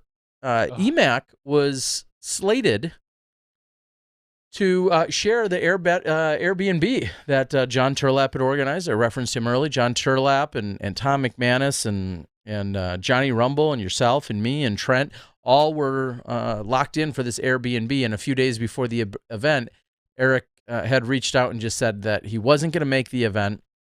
He's got a lot of other stuff on his plate, and that he wasn't going to be able to come up and make the event, and obviously nor be able to. It would have been great if he would have just came up and still hung out with us for the weekend, even if he didn't play. He went. Maybe he could be a catch cameraman. He could be a catch cameraman. I know he's worked some camera stuff for Bobby in the past. Usually, I don't think I'll reach out to him. I don't think that's one of. I don't think he puts that on his resume in general. But I saw that he had gone to. I think him and Robert and Bobby went to some new course. Okay. That he had designed, I believe, probably this past weekend instead of going to the Masters, but for whatever reason, because he didn't go to the Masters, they went and did this. So it looked, from what I saw, the pictures, the course looked awesome. Okay, well, so no EMAC. Unfortunately for the weekend, like I said, it would have been great to have him there. It would have been great to see him competitive and going against these guys. He, of course, is a quote-unquote baby master, and this obviously the place where he won his world championships in 2010. So it would have been awesome to have him come back and then play in this Masters age major, and just didn't work out for him. But looking forward, I hope he sticks with it. He is planning, I believe, to attend the Kansas City Worlds as the Pro Masters goes there this year. That would make sense. Literally down the road from him, 90 miles, but just down the road. And looking forward to seeing if he ultimately is there and how competitive he's going to be there. So super excited about that. All right. We have a little bit of PDGA news, not a heck of a lot. Get Steve Hill and Sarah Lamberson in here. I'm sure, maybe they covered this. I haven't listened to the podcast yet. Candidate application deadline for the 2018 PDGA elections are coming up. What that means is that you need to declare your board or state coordinator candidacy by June 8th. The 50 states are split up 25-25, and they come about every other year, Terry. Yep. So this year there's a list of states and not just states, but British Columbia as well, that have their provinces that have their coordinators coming up for election. So if you are interested in being part of the PDGA, being a state coordinator, helping out, volunteer position, make sure you get that done by June 8th. That's it. All right. Not a lot of PDGA news today. Dare I ask, is there a link to see which ones? Oh, there is. I have been Wisconsin state coordinator since the inception of this program. It used to be regional. We'll go old school for a moment. It used to be regions. I want to say there were either 6. The country. There were 6. Was there 6 or 8? Does it say it on there? No, but back in our day, Wow, you remember I'm that. fairly certain it was All 6. the things you remember, that's it, okay. I know. There were either 6 or 8 regions as the country was broken up to, and that's what helped do the scheduling. Duster Don Hoffman, PDGA 1455, a Hall of Famer here in Wisconsin, the godfather of Wisconsin disc golf. He was the regional coordinator for the Midwest area, and roughly around 2000, the PDGA said, all right, we're growing, we're expanding, we need a little bit more hands on deck, and we need more people to kind of oversee these areas with all the tournaments that are going on. And that's when they had said, we're going to go to a state coordinator position. And somewhere within the description, I think it said something about being like email and or computer/tech savvy. And I was in college, as were you. And Duster at that point, not so much. I was, not so much. I was all of, 21-ish. And I'd been running some events and doing a bunch of stuff leading into that point. I'd been playing for 5, 6, 7 years at that point. And he just said, you'd make a good state coordinator. How about you be Wisconsin state coordinator? And that's how I guess I got appointed, so to speak, I believe, the first year. And then every other year it continues to run. And so I guess my long-winded question here is Wisconsin, No. This a year? Nope. So I'm in for another year? You're safe for another year. Oh, man. There are also 3 open slots for the PDGA Board of Directors. So maybe I should do that. Sure. No. Could you get us some good inside stuff for the so podcast? much good stuff. All the juicy yes. goss. Oh my gosh! Because I think like once or twice a month they have a board conference call. I think it's a few hours long. Is that the one where they wear the black robes and with the sacrifice? Yeah, Okay. and then I would essentially just record that, and then the next week bring it to SmashBox and be like, "Oh, I got the Guess goods." what I got. No, I don't think that would happen. But all right, well, good to know. So get out there, vote as always. If you don't like your state coordinator or you think somebody else would make for a better fit, the best thing you can do is be current and vote. Sounds Makes great. sense, right? It does. Was there a director's poll put out? There was a director's poll put out. That's usually releases sometime around now. I'll admit I haven't. My email debacle working. was fixed. For those that saw the post last week, my email is now working again. And what are we seeing? The director's poll, what we're seeing is Ricky Wysocki maintaining the first position. Eagle McMahon jumping up a position from 3rd to 2nd. Simon bumping up a position. Paul Macbeth dropping 2 positions. Remember, this came out before this particular event this weekend. So I have a feeling we're going to see him probably bump up above Simon, and Eagle will probably maintain. Sexton in 5th. Gibson took a huge jump. He jumped up 5 places to 6th place. I think that might be a bit much. That's my thought. If you're looking at overall or maybe predictive, if you're looking at a week-by-week basis, if they're talking kind of like the BCS, I don't necessarily think that right now Drew Gibson's our 6th best player over Nate Doss. Nate Doss, who takes an even bigger jump. He jumped 7 up 7 spots from 14 all the way up to 7th. So, and then you can go on the PDGA site and read that. Again, you can pdga.com/directors-poll-week-5. - something else. Sure. All out there and available. Okay. Scroll down a little bit. I want to see. If you made the list, you didn't. No. I double-checked. I triple-checked. You did not make the list. It depends how you spell my name. Let me check. Philo. Oh, no. Nope. Sorry. In some cultures, you could. All right. I want to know what we're seeing on the women's side. On the women's side, we see no movement in 1 and 2. We got Paige Pierce and Sarah Holcomb, 1, 2. Lisa Fakis jumped up 2 spots to 3rd, followed by Kat falling a spot, and then Jessica Weiss rounding out the top 5. There's Madison Walker, Jen Allen, Val, Emily Beach, and Rebecca as well on there. So Emily Beach, the newcomer, again, she's one as well. I don't know if I would have put her in 9th. I think she's just kind of the hot name on after GBO. I would love to see a couple more weeks from her before I think I would put her in our top 10 for the director's poll. And something that I think is interesting to make note of is we saw Paige Pierce not playing this last weekend. Doesn't matter. No, and I mean that I don't think it has anything to do with the stats and the standings in terms of relative to where she stands in this director's poll. Just the fact that she took the weekend off. She did not play golf. She didn't play in her home state of Texas, and just took the weekend off. So I know her and Tina, I believe, were still in Kansas, and now they're on their way over to California for the Daisy Chains. Yeah, very exciting stuff. And this weekend, Women's Global, not to shortchange it at all, but it's going on. I think there's 16, 18, maybe 2,000 women registered. It's going to be massive, and excited. What we'll likely do is have a Valerie Jenkins or someone like a Val, probably a Val, though. Hopefully, maybe join us next There's week. no one like Val. Exactly. But have her join us next week, and we can kind of recap what we're seeing from the Women's Global. I wish off the top of my head I would have ran a few of the numbers or had her share some of them, but hundreds, millions of events taking place, we'll say, around, is it on 8 or 9, maybe 10 continents, I think? Something like that. Something like that. I don't know. Either way. All right. I think we can wrap things up here tonight in terms of our regular show. I don't have a lot of other things going on. Do you want to real quickly recap what we're seeing from the Women's Global in terms of we should rename our top sponsors that I see there on the page. You can find this, of course, out on pdga.com/women/global-event. Or just go to /WGE. That's the easy way to do it. Some of the big sponsors, you got Adidas Outdoors, DGA, Discraft, Flying Colors, Disc Golf, Innova, MVP.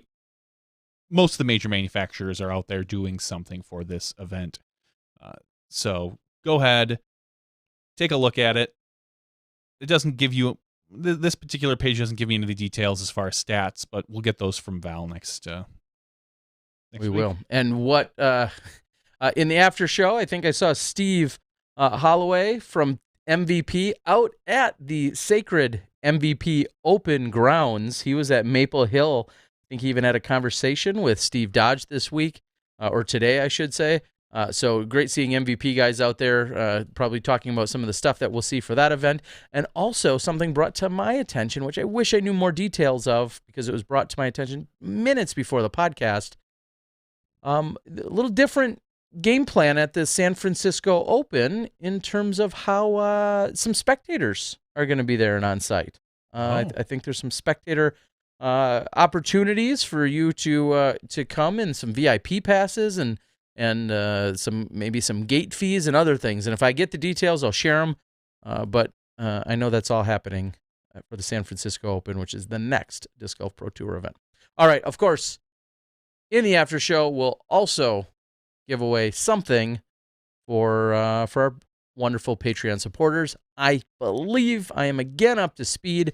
Sent out 2 or 3 or 4 different Patreon related giveaways. All went out in the mail today, and I think every one of them also got some kind of confirmation number along with it. So I think I'm up to speed. If I'm not, reach out to me and we'll get you taken care of. And thanks, Alexis. Really appreciate the tree fitty. The tree fitty, a little super chat action. We certainly appreciate that. And we will be starting to examine the Patreon supporter discs for our $3 and above sponsors. So please go ahead if you are a Patreon sponsor and you want to be part of the exclusive club that gets these exclusive discs exclusively.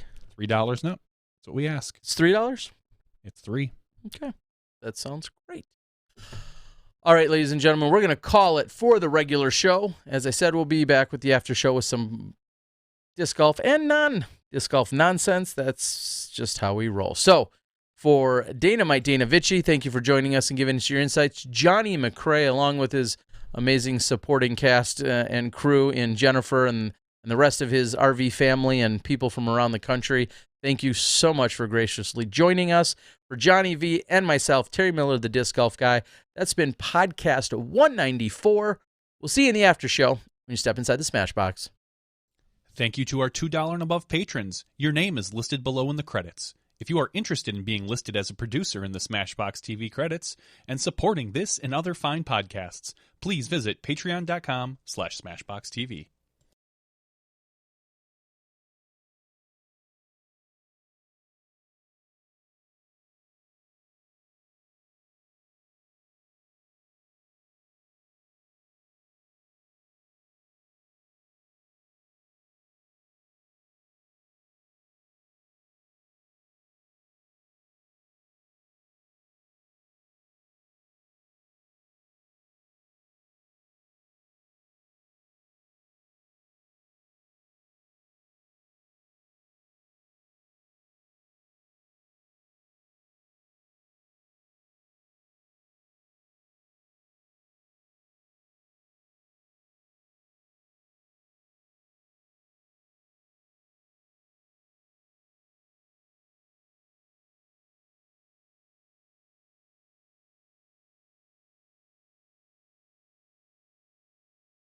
Hello, everyone, and welcome to the SmashBoxxTV 194 After Show with new graphics. New graphics. I didn't even get a chance to look at them. Look at that. Wow, you're getting fancy. I feel like I'm just a file in a folder, man.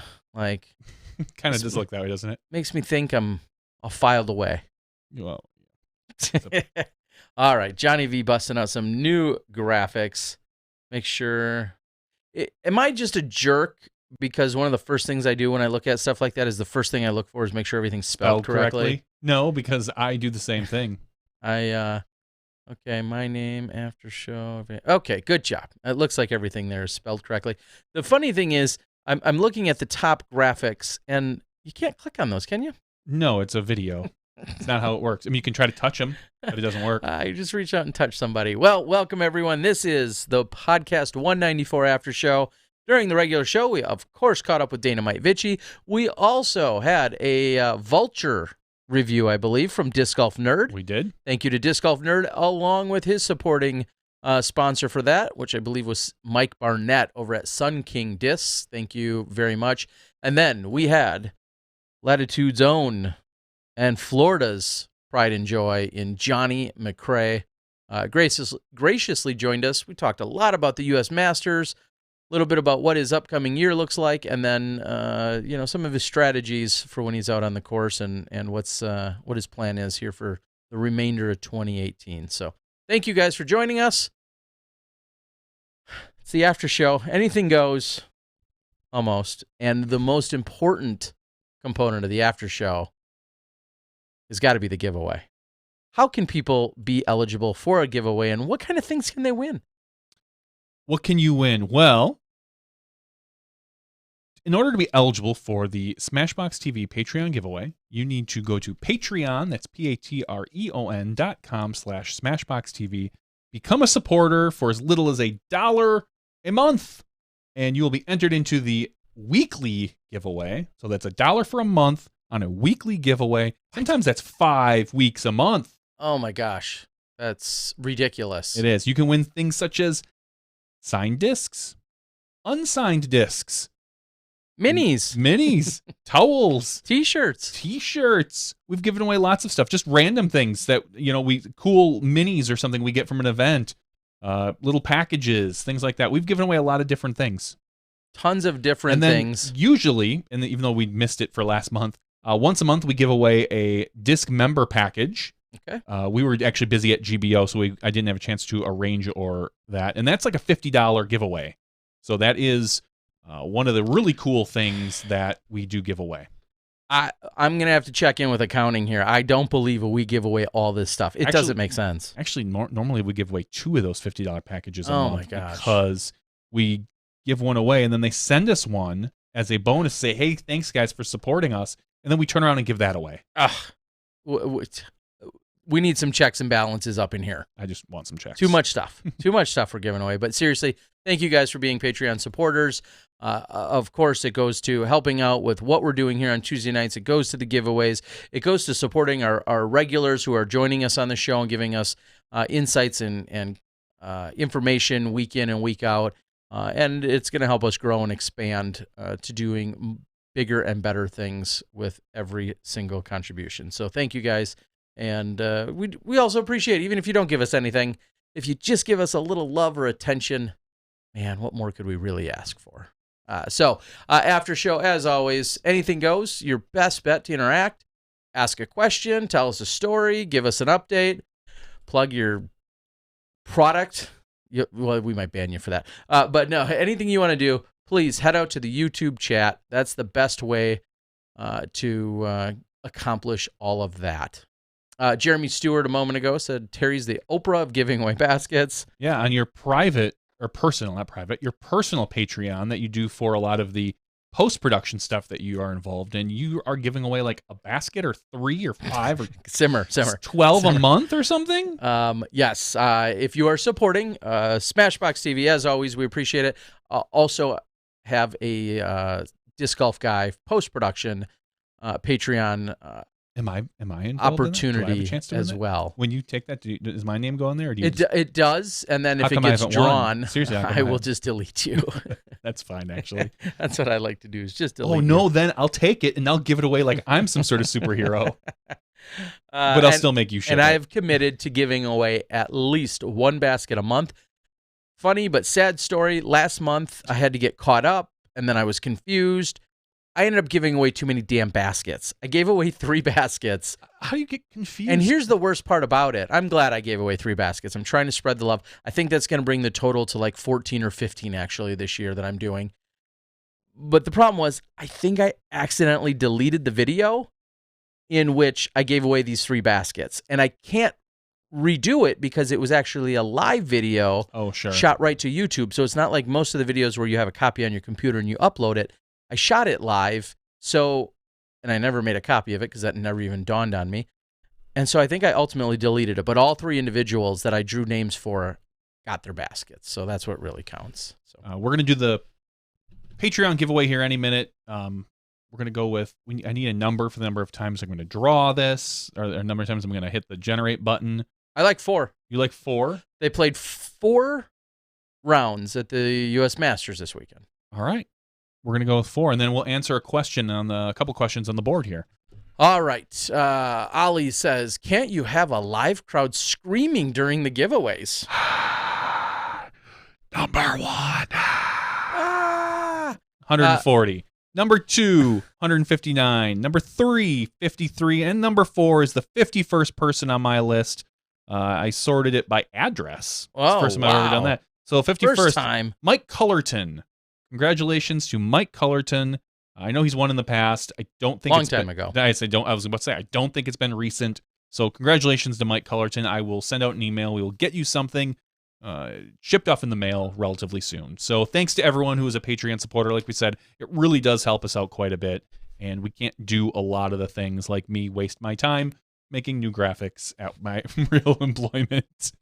I have to hide that on a monitor when I'm doing that. I pretend I'm doing it at lunch and it's sitting up there, and because I don't have my own office anymore, and I'm just kind of sitting in with everybody else. But that's what I did at work yesterday. Well, Mike says woot. Mike will appreciate it. Glad you're live and tuned in.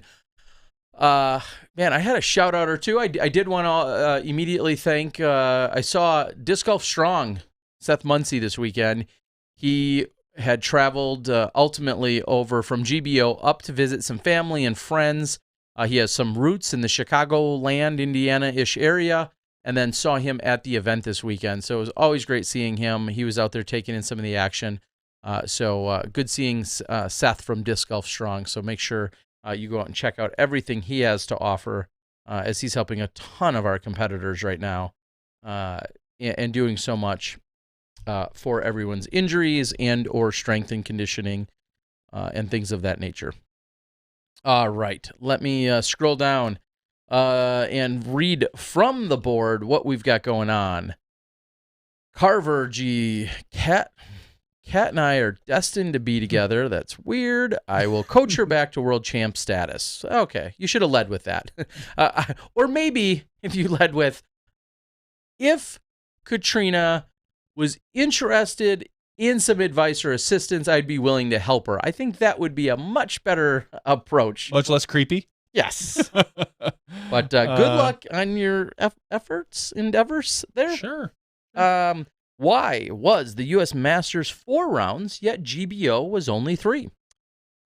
Why am I overweight? I mean, there's a lot of great questions out there to be asked. That's not a great question. Why does pizza have so many calories? Oh, that is a good question. Okay. Oh, God. I mean, most of our majors are 4 rounds now. correct. So that is why there was 4 rounds, is that it seems to be a standard for our majors. To A do major 4. has to be, I think, 72 holes. 70.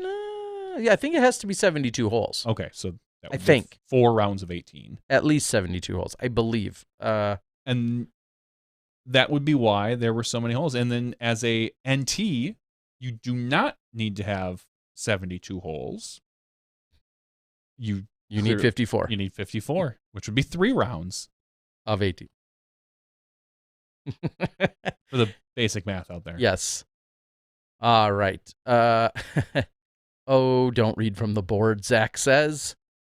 That's what the after show's for. We can read from Yeah, the board. We love reading from the board.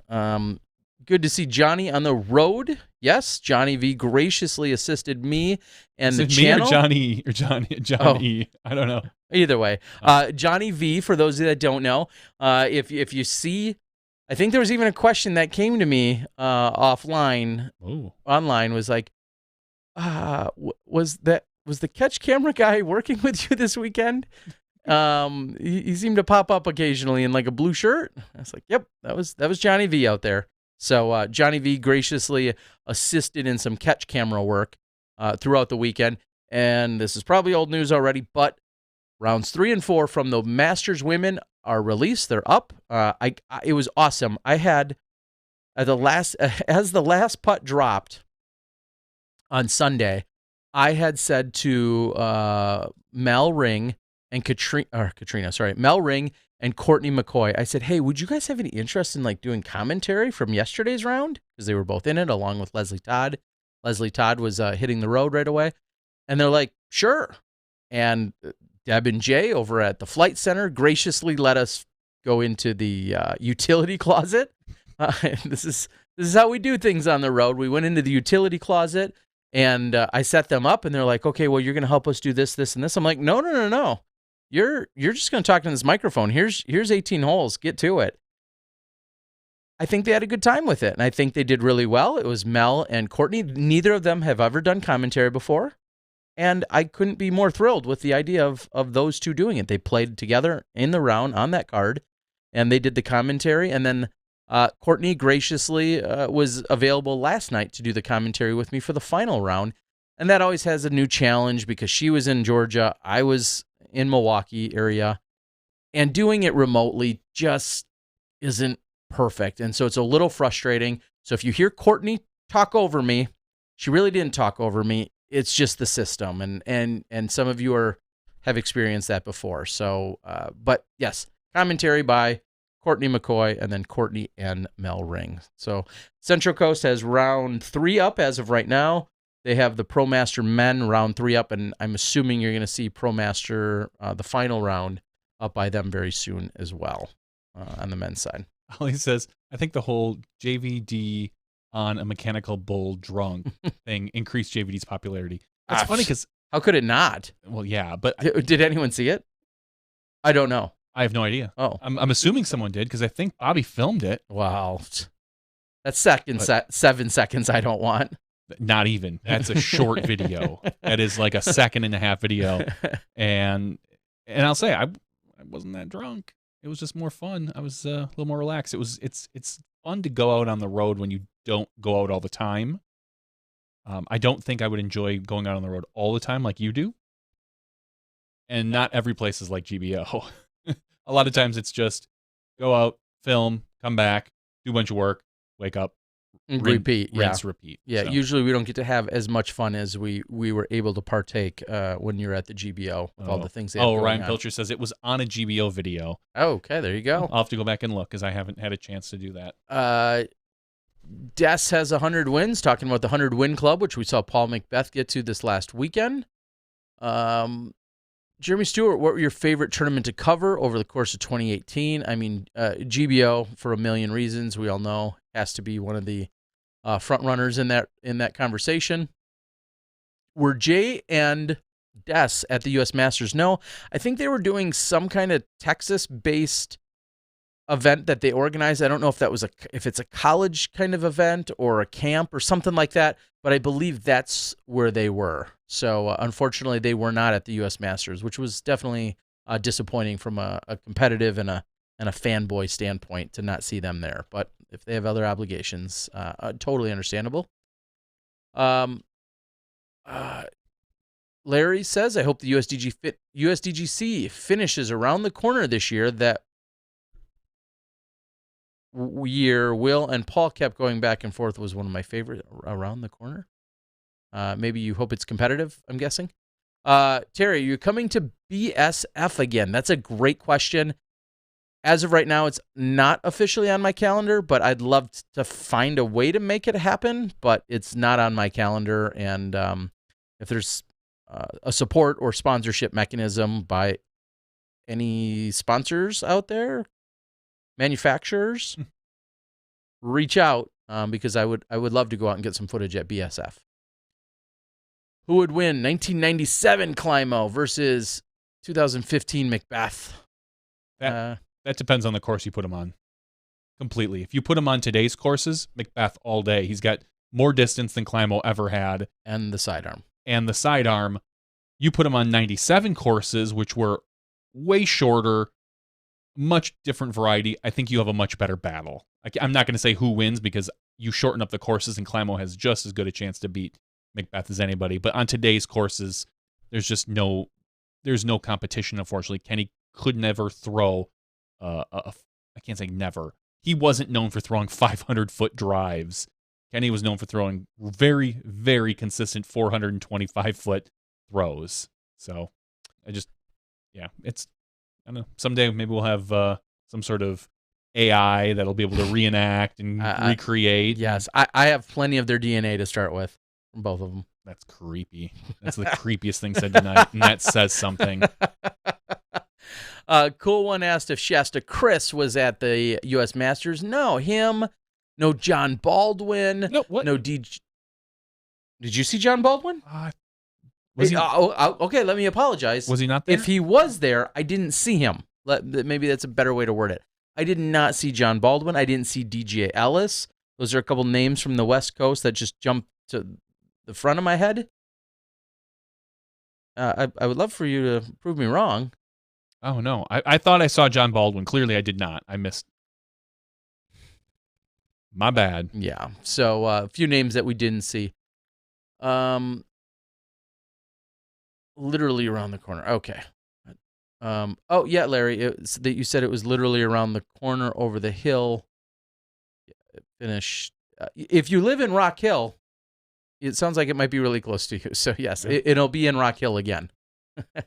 Burrito versus pizza. Discuss. There's no discussion. Pizza. They're two totally different things.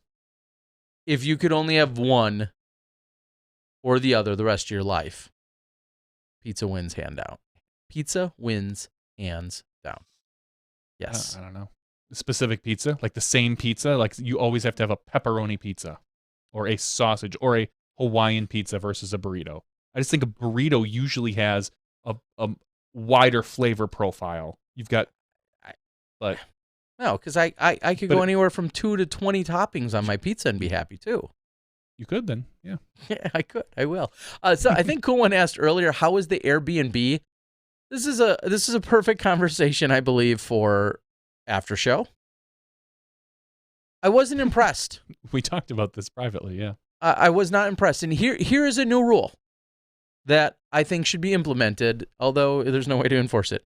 If you or someone you know is about to rent out and become an Airbnb host, the rule that I think, or the guideline that you should follow is, I want you and your significant other or spouse, if you have one, spend 3 days at that house, and it maybe is your old house, but whatever, spend 3 days at it with exactly what you have provided to your potential guests.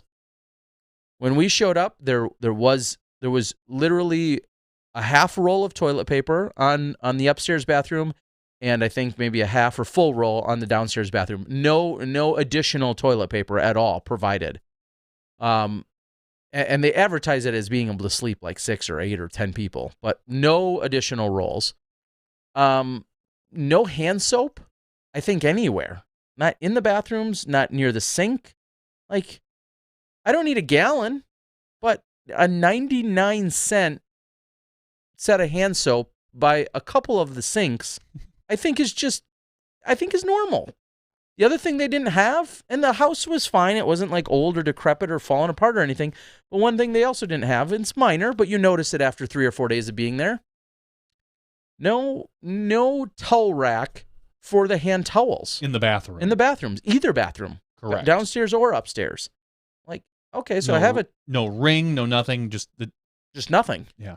And all I kept thinking is, if you spent 2 or 3 nights at this place and you only used what you are providing to your guests, some of these things would become very obvious. So there's my pro tip. If you're doing that for Airbnb, maybe they don't mind just having the hand towel lay on the top of the toilet. I'm with you. I understand. And call that particular picky or whiny. And it's not like I wasn't in charge of it, so I graciously thank John Turlap, who organized the whole thing, and I'm not trying to be ungrateful or anything. I've been to a few now, or I'm used to hotels, and I think those are kind of basic. Like, when I show up at a place, I don't want to have to be like, oh, the first thing I have to do is go down the road to Walmart or Target or the dollar store and pick up a whole bunch of stuff just to be in this house for 2 or 3 days. So, hope that's a nice, good, long-winded answer. I wasn't impressed. Price was mediocre, but I wasn't impressed. How am I going to cover Masters Cup is, I think, a question I saw scroll by. I don't think I am. I wish I was there. As far as I know, I have no agreement or plans or, heck, I don't even know what the rules or standards or policies are for covering it out there. So that's what I can say about that. Larry was saying the around the corner statement was talking about the final hole around the long pin placement around the corner as opposed to the middle, which they won't do. I don't think. No. I think USCGC they've now set a standard. You are going to see it in the middle where it's best for spectators. Spectators and lighting, because that event can push. That event can push twilight hours or dusk if things run long. And it's not spectator friendly. It's not gallery friendly, really. It's just there's so much going on. So finally we got at what you were really trying to say, but it'll probably be in the short pin position. No soap. You could run. Being in danger of your eye looking at the color of your shirt. Yes, pink eye. I guess. Bidet? No bidets there. That would be nice. You didn't understand my. Okay, I got it. 93. Give him a Wraith in 93. Okay. Turlap hoarded all the products before you got there. No. John Turlap, our gracious organizer, actually was the guy that volunteered to go to the local place to pick up an entire package of toilet paper. Cigarettes, rules, standards, be old, penalty, embrace. Are you covering women's... are you covering the U.S. Women's Championships in Lansing, Michigan? And the short answer is no. That's a pretty simple answer then. Yeah, sure. We're not live with Smashbox. I believe at some point somebody post-production, I think Jomez possibly was contracted, assigned. I'm not sure. I've been at the U.S. Women's for many years. I love that event. I think I've probably filmed more U.S. women's events than anyone else, and that's hands down. If you filmed more than 2, I think you filmed more than anybody else. Okay, well, I've filmed more than 2, and if I can have any part of it and be there, I'd like to be, but it looks like I may have to secure my own arrangements and funding if I want to go cover that event. Christy says that she's sure they'll get a whopping 1 card of coverage out of the hundreds of competitors at the Masters Cup. I'm not sure what the game plan is. I know there was a conversation. I believe CCDG is now going. That's what we've kind of heard. But I don't know if Jomez is covering MPO, FPO like they did earlier in the year, or if CCDG is going to get FPO and Chase Card. I don't know how that's working out. Yeah, don't know. I would love for somebody to fill me in, I guess is the way I would word that. Billiards is the only sport you can really compare different eras. I suppose because the technology in billiards has changed that much in terms of has not changed nearly as much. I mean, I'm sure the sticks are better, stronger, but the tips are probably more, maybe more grippy, or I feel like I feel like every sport on the planet has probably had, to the people that are in it, has had major advances. I bet you cricket paddles, or cricket, I don't even know how the game's played. They have paddles, whatever they're called. I bet you every sport has had, I mean, pickleball from day one versus today. I think every sport's probably had a ton of different enhancements in terms of their equipment. Disclosure says, what technology has changed in basketball, football, baseball, and soccer? Everything from the clothing you wear, the shoes, the turf that gets played on regularly or not, the cutting, the grass, how it gets mowed, everything. I'm guessing like Lambeau Field in here in Wisconsin, there's probably some fields out there that are either heated or not heated, how they're aerated and cared for and cut.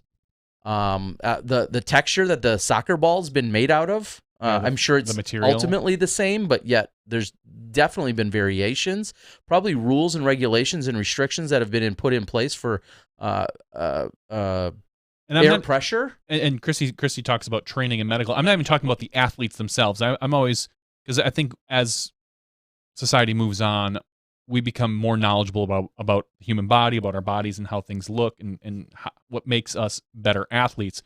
But just technology-wise, as far as, like I said, I was thinking at first, like, oh, maybe swimming. But no, the suits, it's amazing, the decrease in friction that the modern suit has compared to a suit even 10 years ago. It's... And you should see me in my swimming suit from now versus 10 years ago. I mean, talk about advancements. Not really. No, even 10 years ago, you were a little... No. PSI, thank you. That was the fancy term I was looking for. And regulations with those. Boxing, I bet you even the gloves are different in boxing. I bet you there's... as opposed to leather, you're now using some sort of fabric and whatnot. But boxing... Go ahead, sorry. But I was going to say... Boxing, billiards, maybe, I was going to say maybe darts, but probably not. Those are some pretty basic sports. I mean, you could say hurdles if you're not talking about shoes. I mean, it's or turf that they're running on. The 100-meter. Sure. The shoes are probably lighter. But even how much the hurdles, what they're made out of, how they probably either bounce back, which doesn't matter as much, but probably how they react when you hit them. I bet you, if you're out there running in 1970 and you hit a hurdle with your leg or your knee or whatever they do, you hit a hurdle, usually with your foot, or your foot, and then you go out and hit a hurdle today, I bet you they feel completely different. Oh, I agree, but the goal is to not hit the hurdle. Of course, but I'm just saying, that's still a change in... The shoes. Clearly, the shoes and the outfits that they wear are way different. They make faster water now, so you drink that and you go faster. I'm just saying that major or minor, there have been in some form of advancements, I bet you, in every single competitive outlet that there is, whether you want to compare to the 70s or the 80s or the 90s or arm whatever. Wrestling.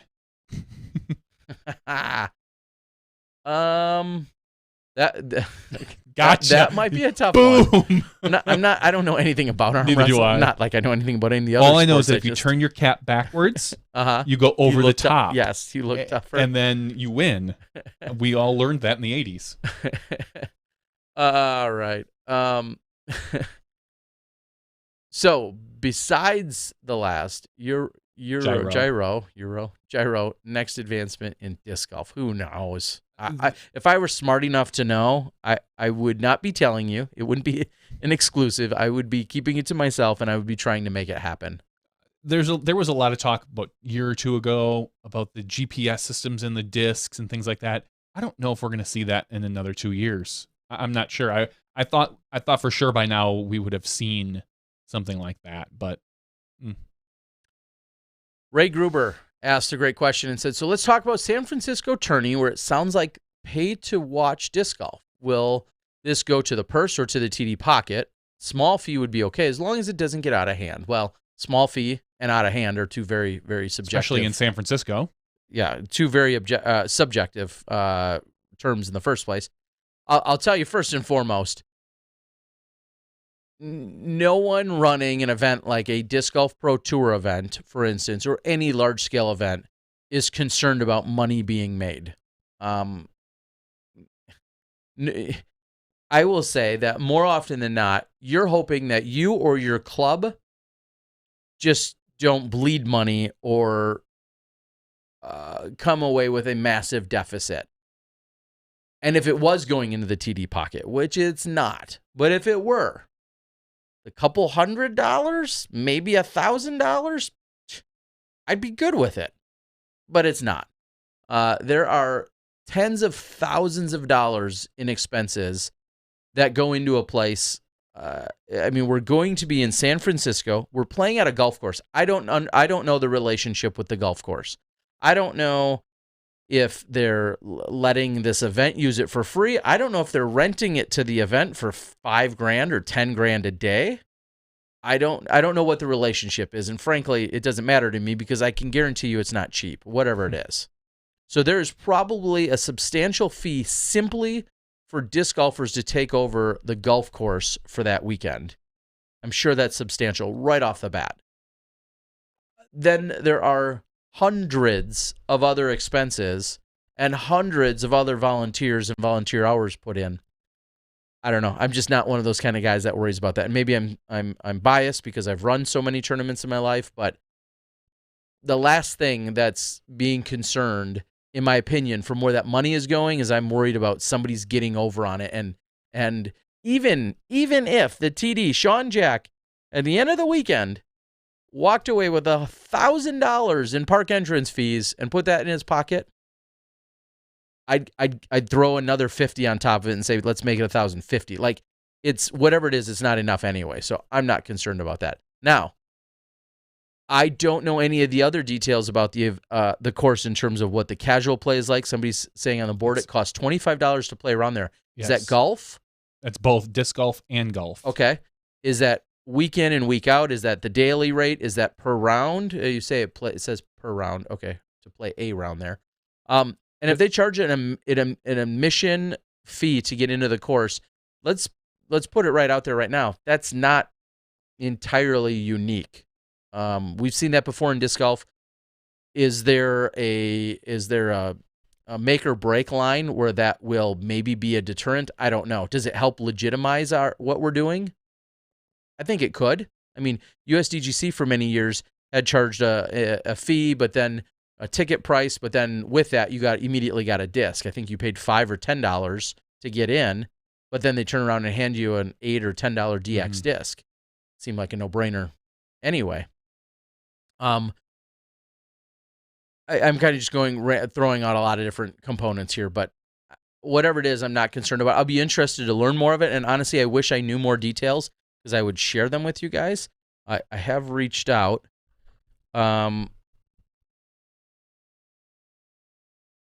And it sounds like, so this is unofficial, but my close personal sources are suggesting that they're not getting the course at a discount, or if it is not very significant, and there are substantial costs, which it's funny, I just got that update.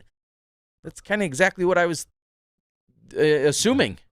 Like, we do have to keep in mind, whether it's a golf course or a county park or a city park or whatever the case might be, that typically has some kind of fee structure. If it's closed off to the general public on Memorial Day weekend, in this case, closed off to the general public, so all those people can't come play, the house is going to want probably some form of upfront guaranteed amount because they're otherwise missing out on hundreds or thousands or tens of thousands of revenue from just being open. So there it is. That's what I can say. That's what I think I know for now. I don't know. To me, I think there's something, you're now putting a value, a dollar figure, and you're associating a value with coming to the event. We talk about disc golf not being taken seriously enough. You go to anywhere, any other major sporting event that I know of for the most part, that's a legitimate major sporting event, and you're going to either pay a parking fee and or a ticket to get in. And disc golf has had the luxury of, for the most part, not having to do that. Yeah. This is one event where it sounds like it's part of the just part of the ordeal of being there, and I'm good with it. All right. Reading a few more, back to some of the notes. Just realized Milo State Park 50th anniversary is during Beaver State this year. That could be really good or that could be really bad, depending on what that means for park chaos. Attendance and chaos. I mean, just think, and I'll just throw this out there now, just spitballing that this might be awesome that Milo, as many of you have learned throughout the years, Milo is one of the greatest disc golf facilities on the planet. It sure would suck if you pull up there and there's a 75-minute wait to get into the park because there's a million other users that are all there for another thing because they have a pay system to get into the park, which again I'm good with, but if that becomes a logjam, that could be a detriment to disc golf. But anyway, would rather my money go to a park system than a country club. Yeah, 6 of one, half dozen of another. What if the country club is super supportive of disc golf, which these guys must be, if they're letting a disc golf course take place? I saw on social media one Simon Lizotte stayed at a 4-star, 5-star hotel. What, the Ritz-Carlton? The Ritz-Carlton in L.A. Said he paid $650 for a night. Wow. Because he wanted to... That's some Doombird money.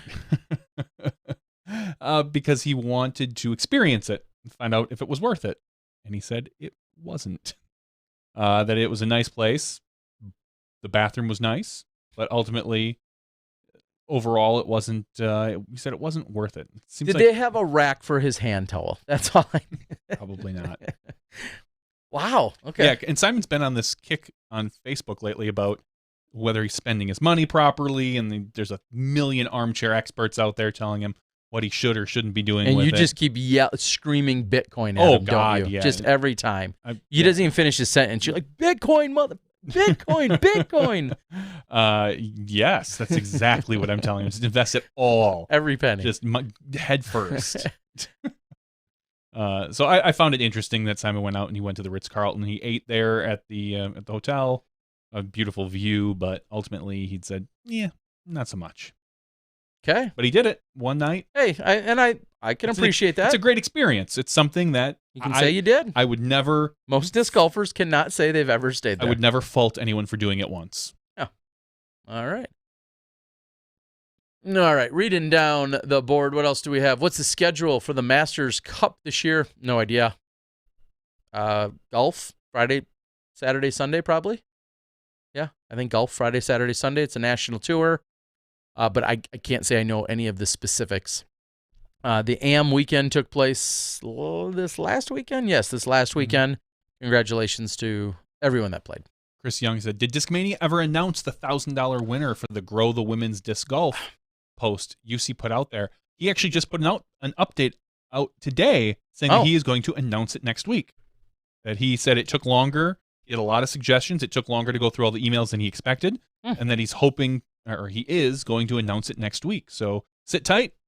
We'll keep you up to date. All right. It's a great question. I did not know that. I feel like I thought something was announced in the last week or two, but clearly it had not been. He basically went out there and said, we're getting to there. Okay. We're getting there. Oh, Dad's Drunk asking to clarify. I've heard they are they using the golf course again, 2 rounds at De La? Unfortunately, I don't know. I haven't done any of the research because I'm not planning on being present for it. That seems logical, though. It seems like they may, I mean, I guess it was 2 years ago that I was there when they debuted the golf course, and they did the 2 rounds at the regular De La course, and then did the 1 round, the final round over at the golf course. I guess I could, there's probably like masterscup.org or something. Masters. I don't know. Org? Maybe? I feel like there's something like that out there. Just kidding, that's not it. Anyway, go out there and find it. You can go to the PDGA site. We don't know exactly what the schedule is, so. they're going to throw Frisbees around stuff. Dad's drunk asked if I saw the Avengers. He says, I'm sure I did, but what are my thoughts? I'm not going to get spoilery, because I know some people haven't seen it. Spoilery. Yes, I'm not going to get spoilery. I enjoyed it quite a bit. I thought it was extremely well done for a superhero movie. Probably one of the best I've ever seen. Yeah, right up there, for sure in the top 5. And every character got their... Killed. Yes, they're all dead. It's Disney's stock just tanked because they're like, what are we going to do for the next 20 years? No, I thought every character got a good portion for what they were. They broke off in these little groups, and they all did their own little thing, and it was good. That's as far as I'm going. Okay. Yep. Zip. Go see it. Make it. It was the fastest movie to $1 billion ever. Yeah, but if it was like, what if it went up against some superhero movie in 2014?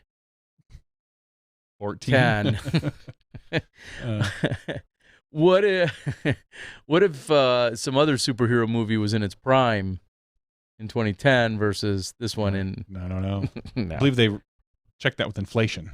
Ah, good. Okay, they should. They should be doing just that. All right, the website is SantaCruzMastersCup.com, and it says course schedule is Friday and Saturday, 24 holes at De La, Sunday, 18 holes at golf course. That is what's listed on SantaCruzMastersCup.com. All right. Ray Gruber is asking me to sing the song "Stay." I don't know. He's reciting it on the board. Yeah. Is it because I said that was going to be my go-to karaoke song? Mm-hmm. Because I know all the words. Not going to get it out of me, Ray. No. I've only drank water tonight. I need a lot more to drink. Captain Marvel kills. I don't even know who these people are, so I'm. Thanos in the next Avengers movie. And I didn't know if that was a real spoiler. That's why I quit reading. It's the next movie. Nobody knows what's going to happen. All right. Taylor asked if we're going to be catching up with Paul Macbeth. Well, quite possibly. I mean, we just had him on like a month and a half ago. Yeah, and I know we say it all the time. Some of our regulars, we try not to. I mean, winning or not, we try not to go to the same people over and over. And Paul is one of our greatest guests because he's very gracious with us in sharing his time with us. However, if we always went to only the people that won every single weekend, the list is usually relatively short. It was a perfect opportunity actually to have JohnE McCray, who did win, but we haven't had on in a long time. So it was kind of a double, perfect way to go about it for tonight. So we'll catch up with Paul at one time or another. And even some people, had said last week, well, you guys didn't necessarily have Eagle on or Paige on immediately following GBO. We talked to them a lot, and it was great that we caught up with Drew Gibson, who we hadn't talked to in quite some time. And Drew was a contender all the way to the end. So both of them worked out pretty well. Solo or Deadpool, Johnny? I'm going to see both of them, but which is going to be a better movie? I don't know. It's so that's so tough to say. Honestly, they're such different movies. I don't know. I don't watch a lot of these kinds of movies. You would enjoy Deadpool. I think I saw Deadpool, and I thoroughly enjoyed it. Yeah, it was funny. It's very funny, and Deadpool 2 is supposed to be this along the same lines. It's Ryan Reynolds again? Ryan Reynolds. Okay, I'll go with that. Yeah. Now, mind you, I won't go to the theater, and I won't go out of my way for it. I'll probably get around to watching it at one point. I think I watched Deadpool in the same sense. It was way after the fact, but I did find it really funny. I thought it was good. All right. Any ideas for the 200th episode? No. Gosh. We haven't well, let a little bit of planning, which we don't do too often. So we're at 194 tonight. 95, 96, 97, 98 brings us to June 5th. 99 is June 12th. And so June 19th, barring anything crazy with our schedules, June 19th, 2 days after Father's Day. What is going on that week? And I believe that's the day before I would leave for Utah. But as of right now, June 19th is slated as our 200th episode night. It's going to be a party up in here. Down in here. We're in the basement. Y'all gonna make me go all out up in here? I don't know. Something like that. We'll see. Like to see Doss win Masters Cup. Isn't his birthday about the same time? I believe Nate's birthday is like May 17th-ish. Yes, it's right around that weekend. It's always been right around then. Distance off the tee. Have you all thought about doing a guest call-in? No, we don't like them. I'm just kidding. It's funny, actually. Some of our very first ever, maybe we should get back to it. We could bring it full circle. Some of our very first ever, like after shows, that's exactly what we did. Yeah. We took the opportunity to let people some of just you call in. yahoos call in and or join us on Skype. Hey. What if we did Smashbox Roulette and then just reached out to people and randomly everybody somehow puts out their Skype and then we just randomly dial people up and be like, okay, you're live on the air. You know, like chat roulette style. That went over really well.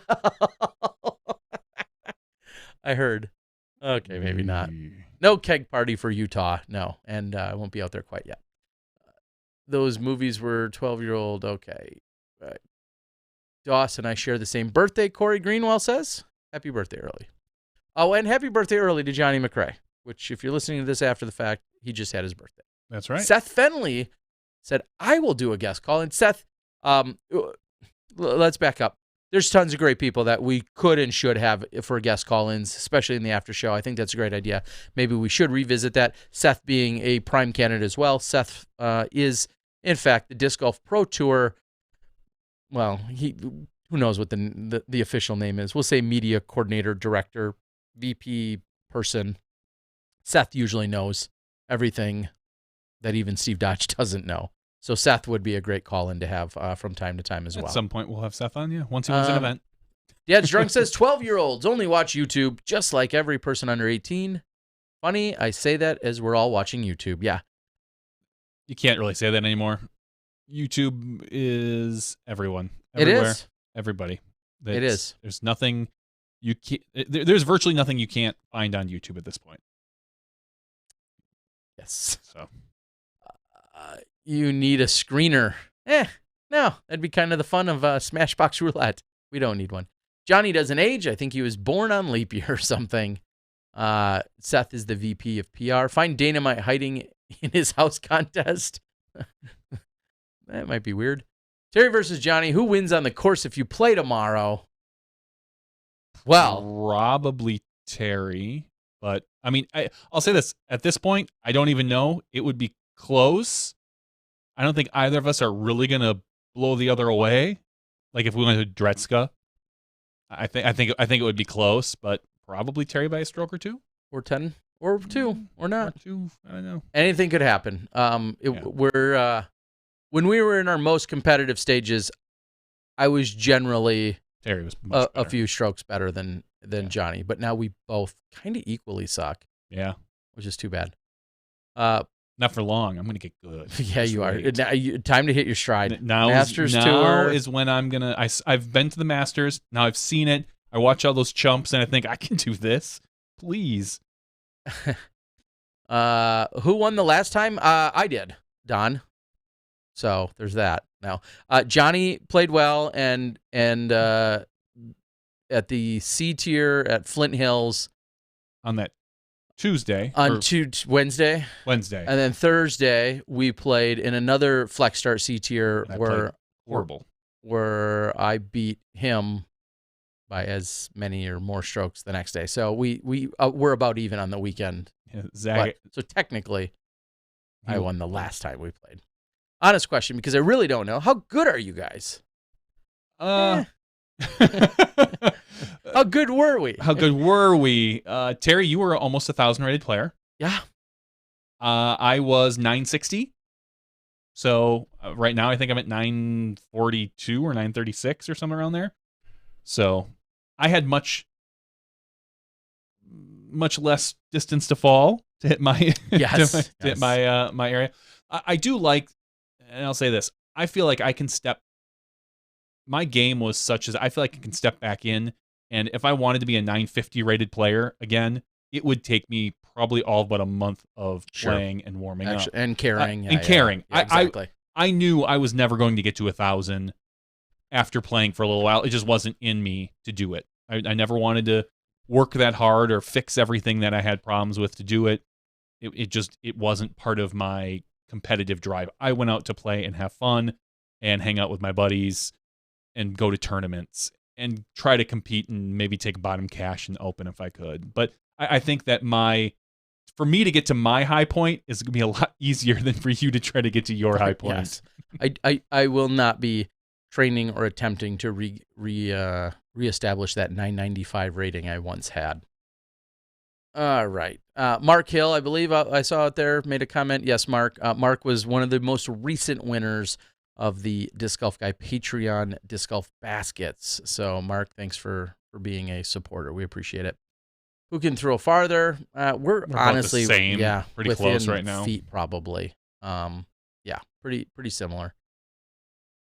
We want. Shout out for damn it, Dan. Damn it, I just shouted him out unintentionally. Beer League Blogging for the win. 997, Terry. No, I was 995 in 2007. That was my official peak. Yes, 995. So close. So this would be my two regrets I can put on the tombstone. Wasn't a 4-digit PDGA number. I was so close to being a 4-digit PDGA number, as mine is 10738. And I was so close to having a 4-digit rating. Damn it, 995. Yeah, it's funny. I wonder which one. Honestly, as Jamie Thomas says, you just never got that 4-digit separator on either side. I think we owe Jamie Thomas a royalty for saying that even. All right. Terry, are your kids in sports? Seems impossible to be on the road as much as you are. I worked on the road all the time. Family life would be completely different. My kids both have a variety of interests, and some of which is sporting. My older daughter, who played in her first tournament last year, is a little less athletic or cares about athletics a tad less. But all of a sudden, like just completely casually and recreationally these last few weeks, she wants to take a basketball and go to our local basketball court and just shoot baskets.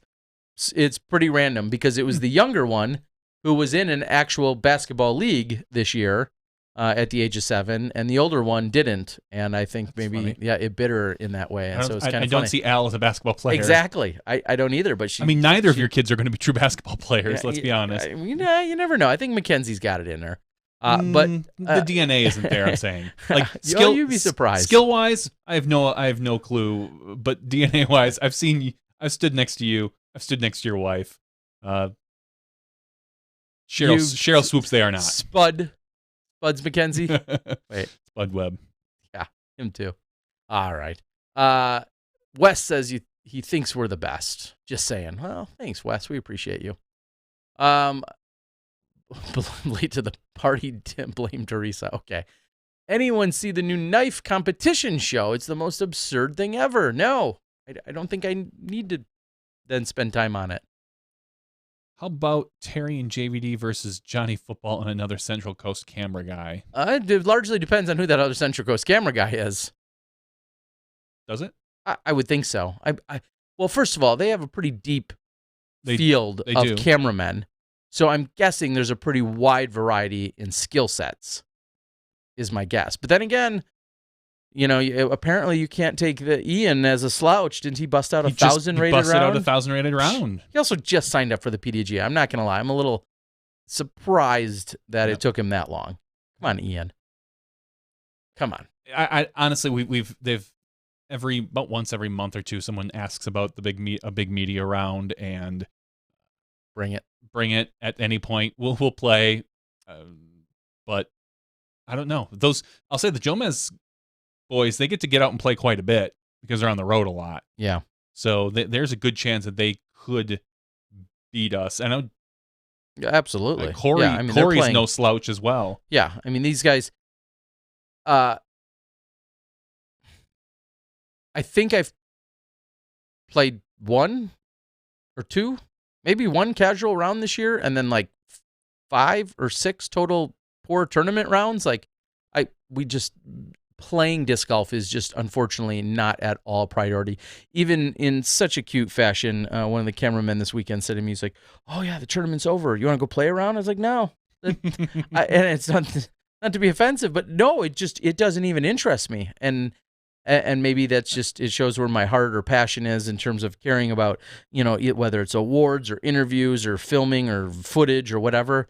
Like, I enjoy watching great golf. I enjoy filming it. I enjoy being part of it. But my drive and passion to actually go out and play and compete just isn't there like it used to be, which is a little sad, I'll admit. And that's funny because the past month or month and a half, I have had more of a, not that I'm going to do anything with it, more of a drive to get out and play. Like, I have that itch again where it's like, I miss it. I miss the sport. I miss getting mad at myself for doing stupid things. Even the little GBO taste that we got, I was like, yeah, like this is what I want more of. I want more golf, and I'm hoping to be able to do that this summer a little bit more than I have been. So, I want to see JVD versus No, see, that's, well, no, Disc Golf Nerd says if Answer Man is involved, first of all, they have Robert McCall, who's clearly essentially 1,000 rated. You have Eric McCabe, who's essentially, give or take, 1,000 rated, of course. So right there, you have 2 world-class players. Now, if you were worst shot. Either have worst shot or have alternate shot, modified alternate, yeah, some kind of alternate shot, then that would level it. But if you just did flat out best shot, they're gonna crush us. Yeah, they would crush. I mean, they have world-class players on that team.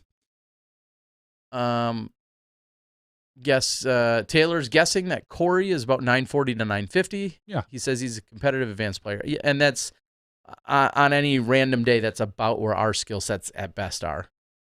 My soul is crushed. I don't think so. Maybe it is a little. Battle of Disc Golf Companies would be the best. Innover versus Latitude, so on and so forth. Yeah, it's right. That'll never happen. Just because no company wants to risk losing. So, Makers Telemark says, for me, it's about the interviews. Yes. I'm gonna make. Let's make a parody of the PDGA commercial for SmashBox and say, for me, it's about the camera work. For me, it's about the interviews. For me, just have one kid. For me, it's about the giveaways. For me, it's about pressing this button.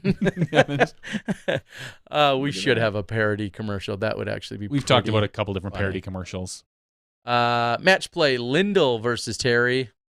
Lindell. Probably him. Right now. Here's the media matchup: Sexy Beast commentary versus Crush Boys commentary team. I mean, that could go anywhere on any given day. That's that's unfortunate. Mm-hmm. That's just still a toss-up. Legacy wins battle F the companies. I think that's supposed to be battle of the companies. I would say that if you took all the owners of the golfing, Legacy is going to win. PDGA should give media awards. I don't think we're there yet. No. And I could tell you how they'd all go down pretty quickly before they even start. It'd be pretty. You'd win the live competition. Yes, maybe. I don't know. Avery. No, we'd get live. We'd get live. All right, we'd get the nod there. Yes. All right, we can end this. End this. You guys are just going round and round and round. Yes. You guys can feed us all sorts of silly things, and we'll just give you silliness back. But it's been a great night. It's been a good after show. Lots of randomness here tonight, and that's exactly what we're here for. I would like to thank our regular guest in Dynamite, as well as JohnE McCray, along with Jennifer for helping us out during the regular show. I'd like to thank all of our Patreon and non-Patreon supporters, each and every one of you, for tuning in, whether it be live or after the fact. Lots of people reached out saying, your podcast might be 3 hours long, but I have an 8-hour workday and it's not enough. And you get an extra special hug when I hear that. At GBO, I talked to a gentleman who drives a truck, and he's like, I love it. Yeah. So just when you think, God, these guys are still talking, someone else is saying, no, don't end the show. I don't know which one outweighs the other, but I think I have an idea. So thank you guys. Thank you for supporting us in every possible way. Thank you to the super chatters. Thank you to the Patreon supporters. If you like what you see, please consider being a Patreon supporter in the future. If you don't like what you see, give us money so we can get better. Yeah, or we'll tell you we're going to get better, and we're really not. Or something. For Johnny V and Terry Miller, the Disc Golf Guy, that's been podcast 194 After Show. We'll see you next week when you step inside the Smashbox.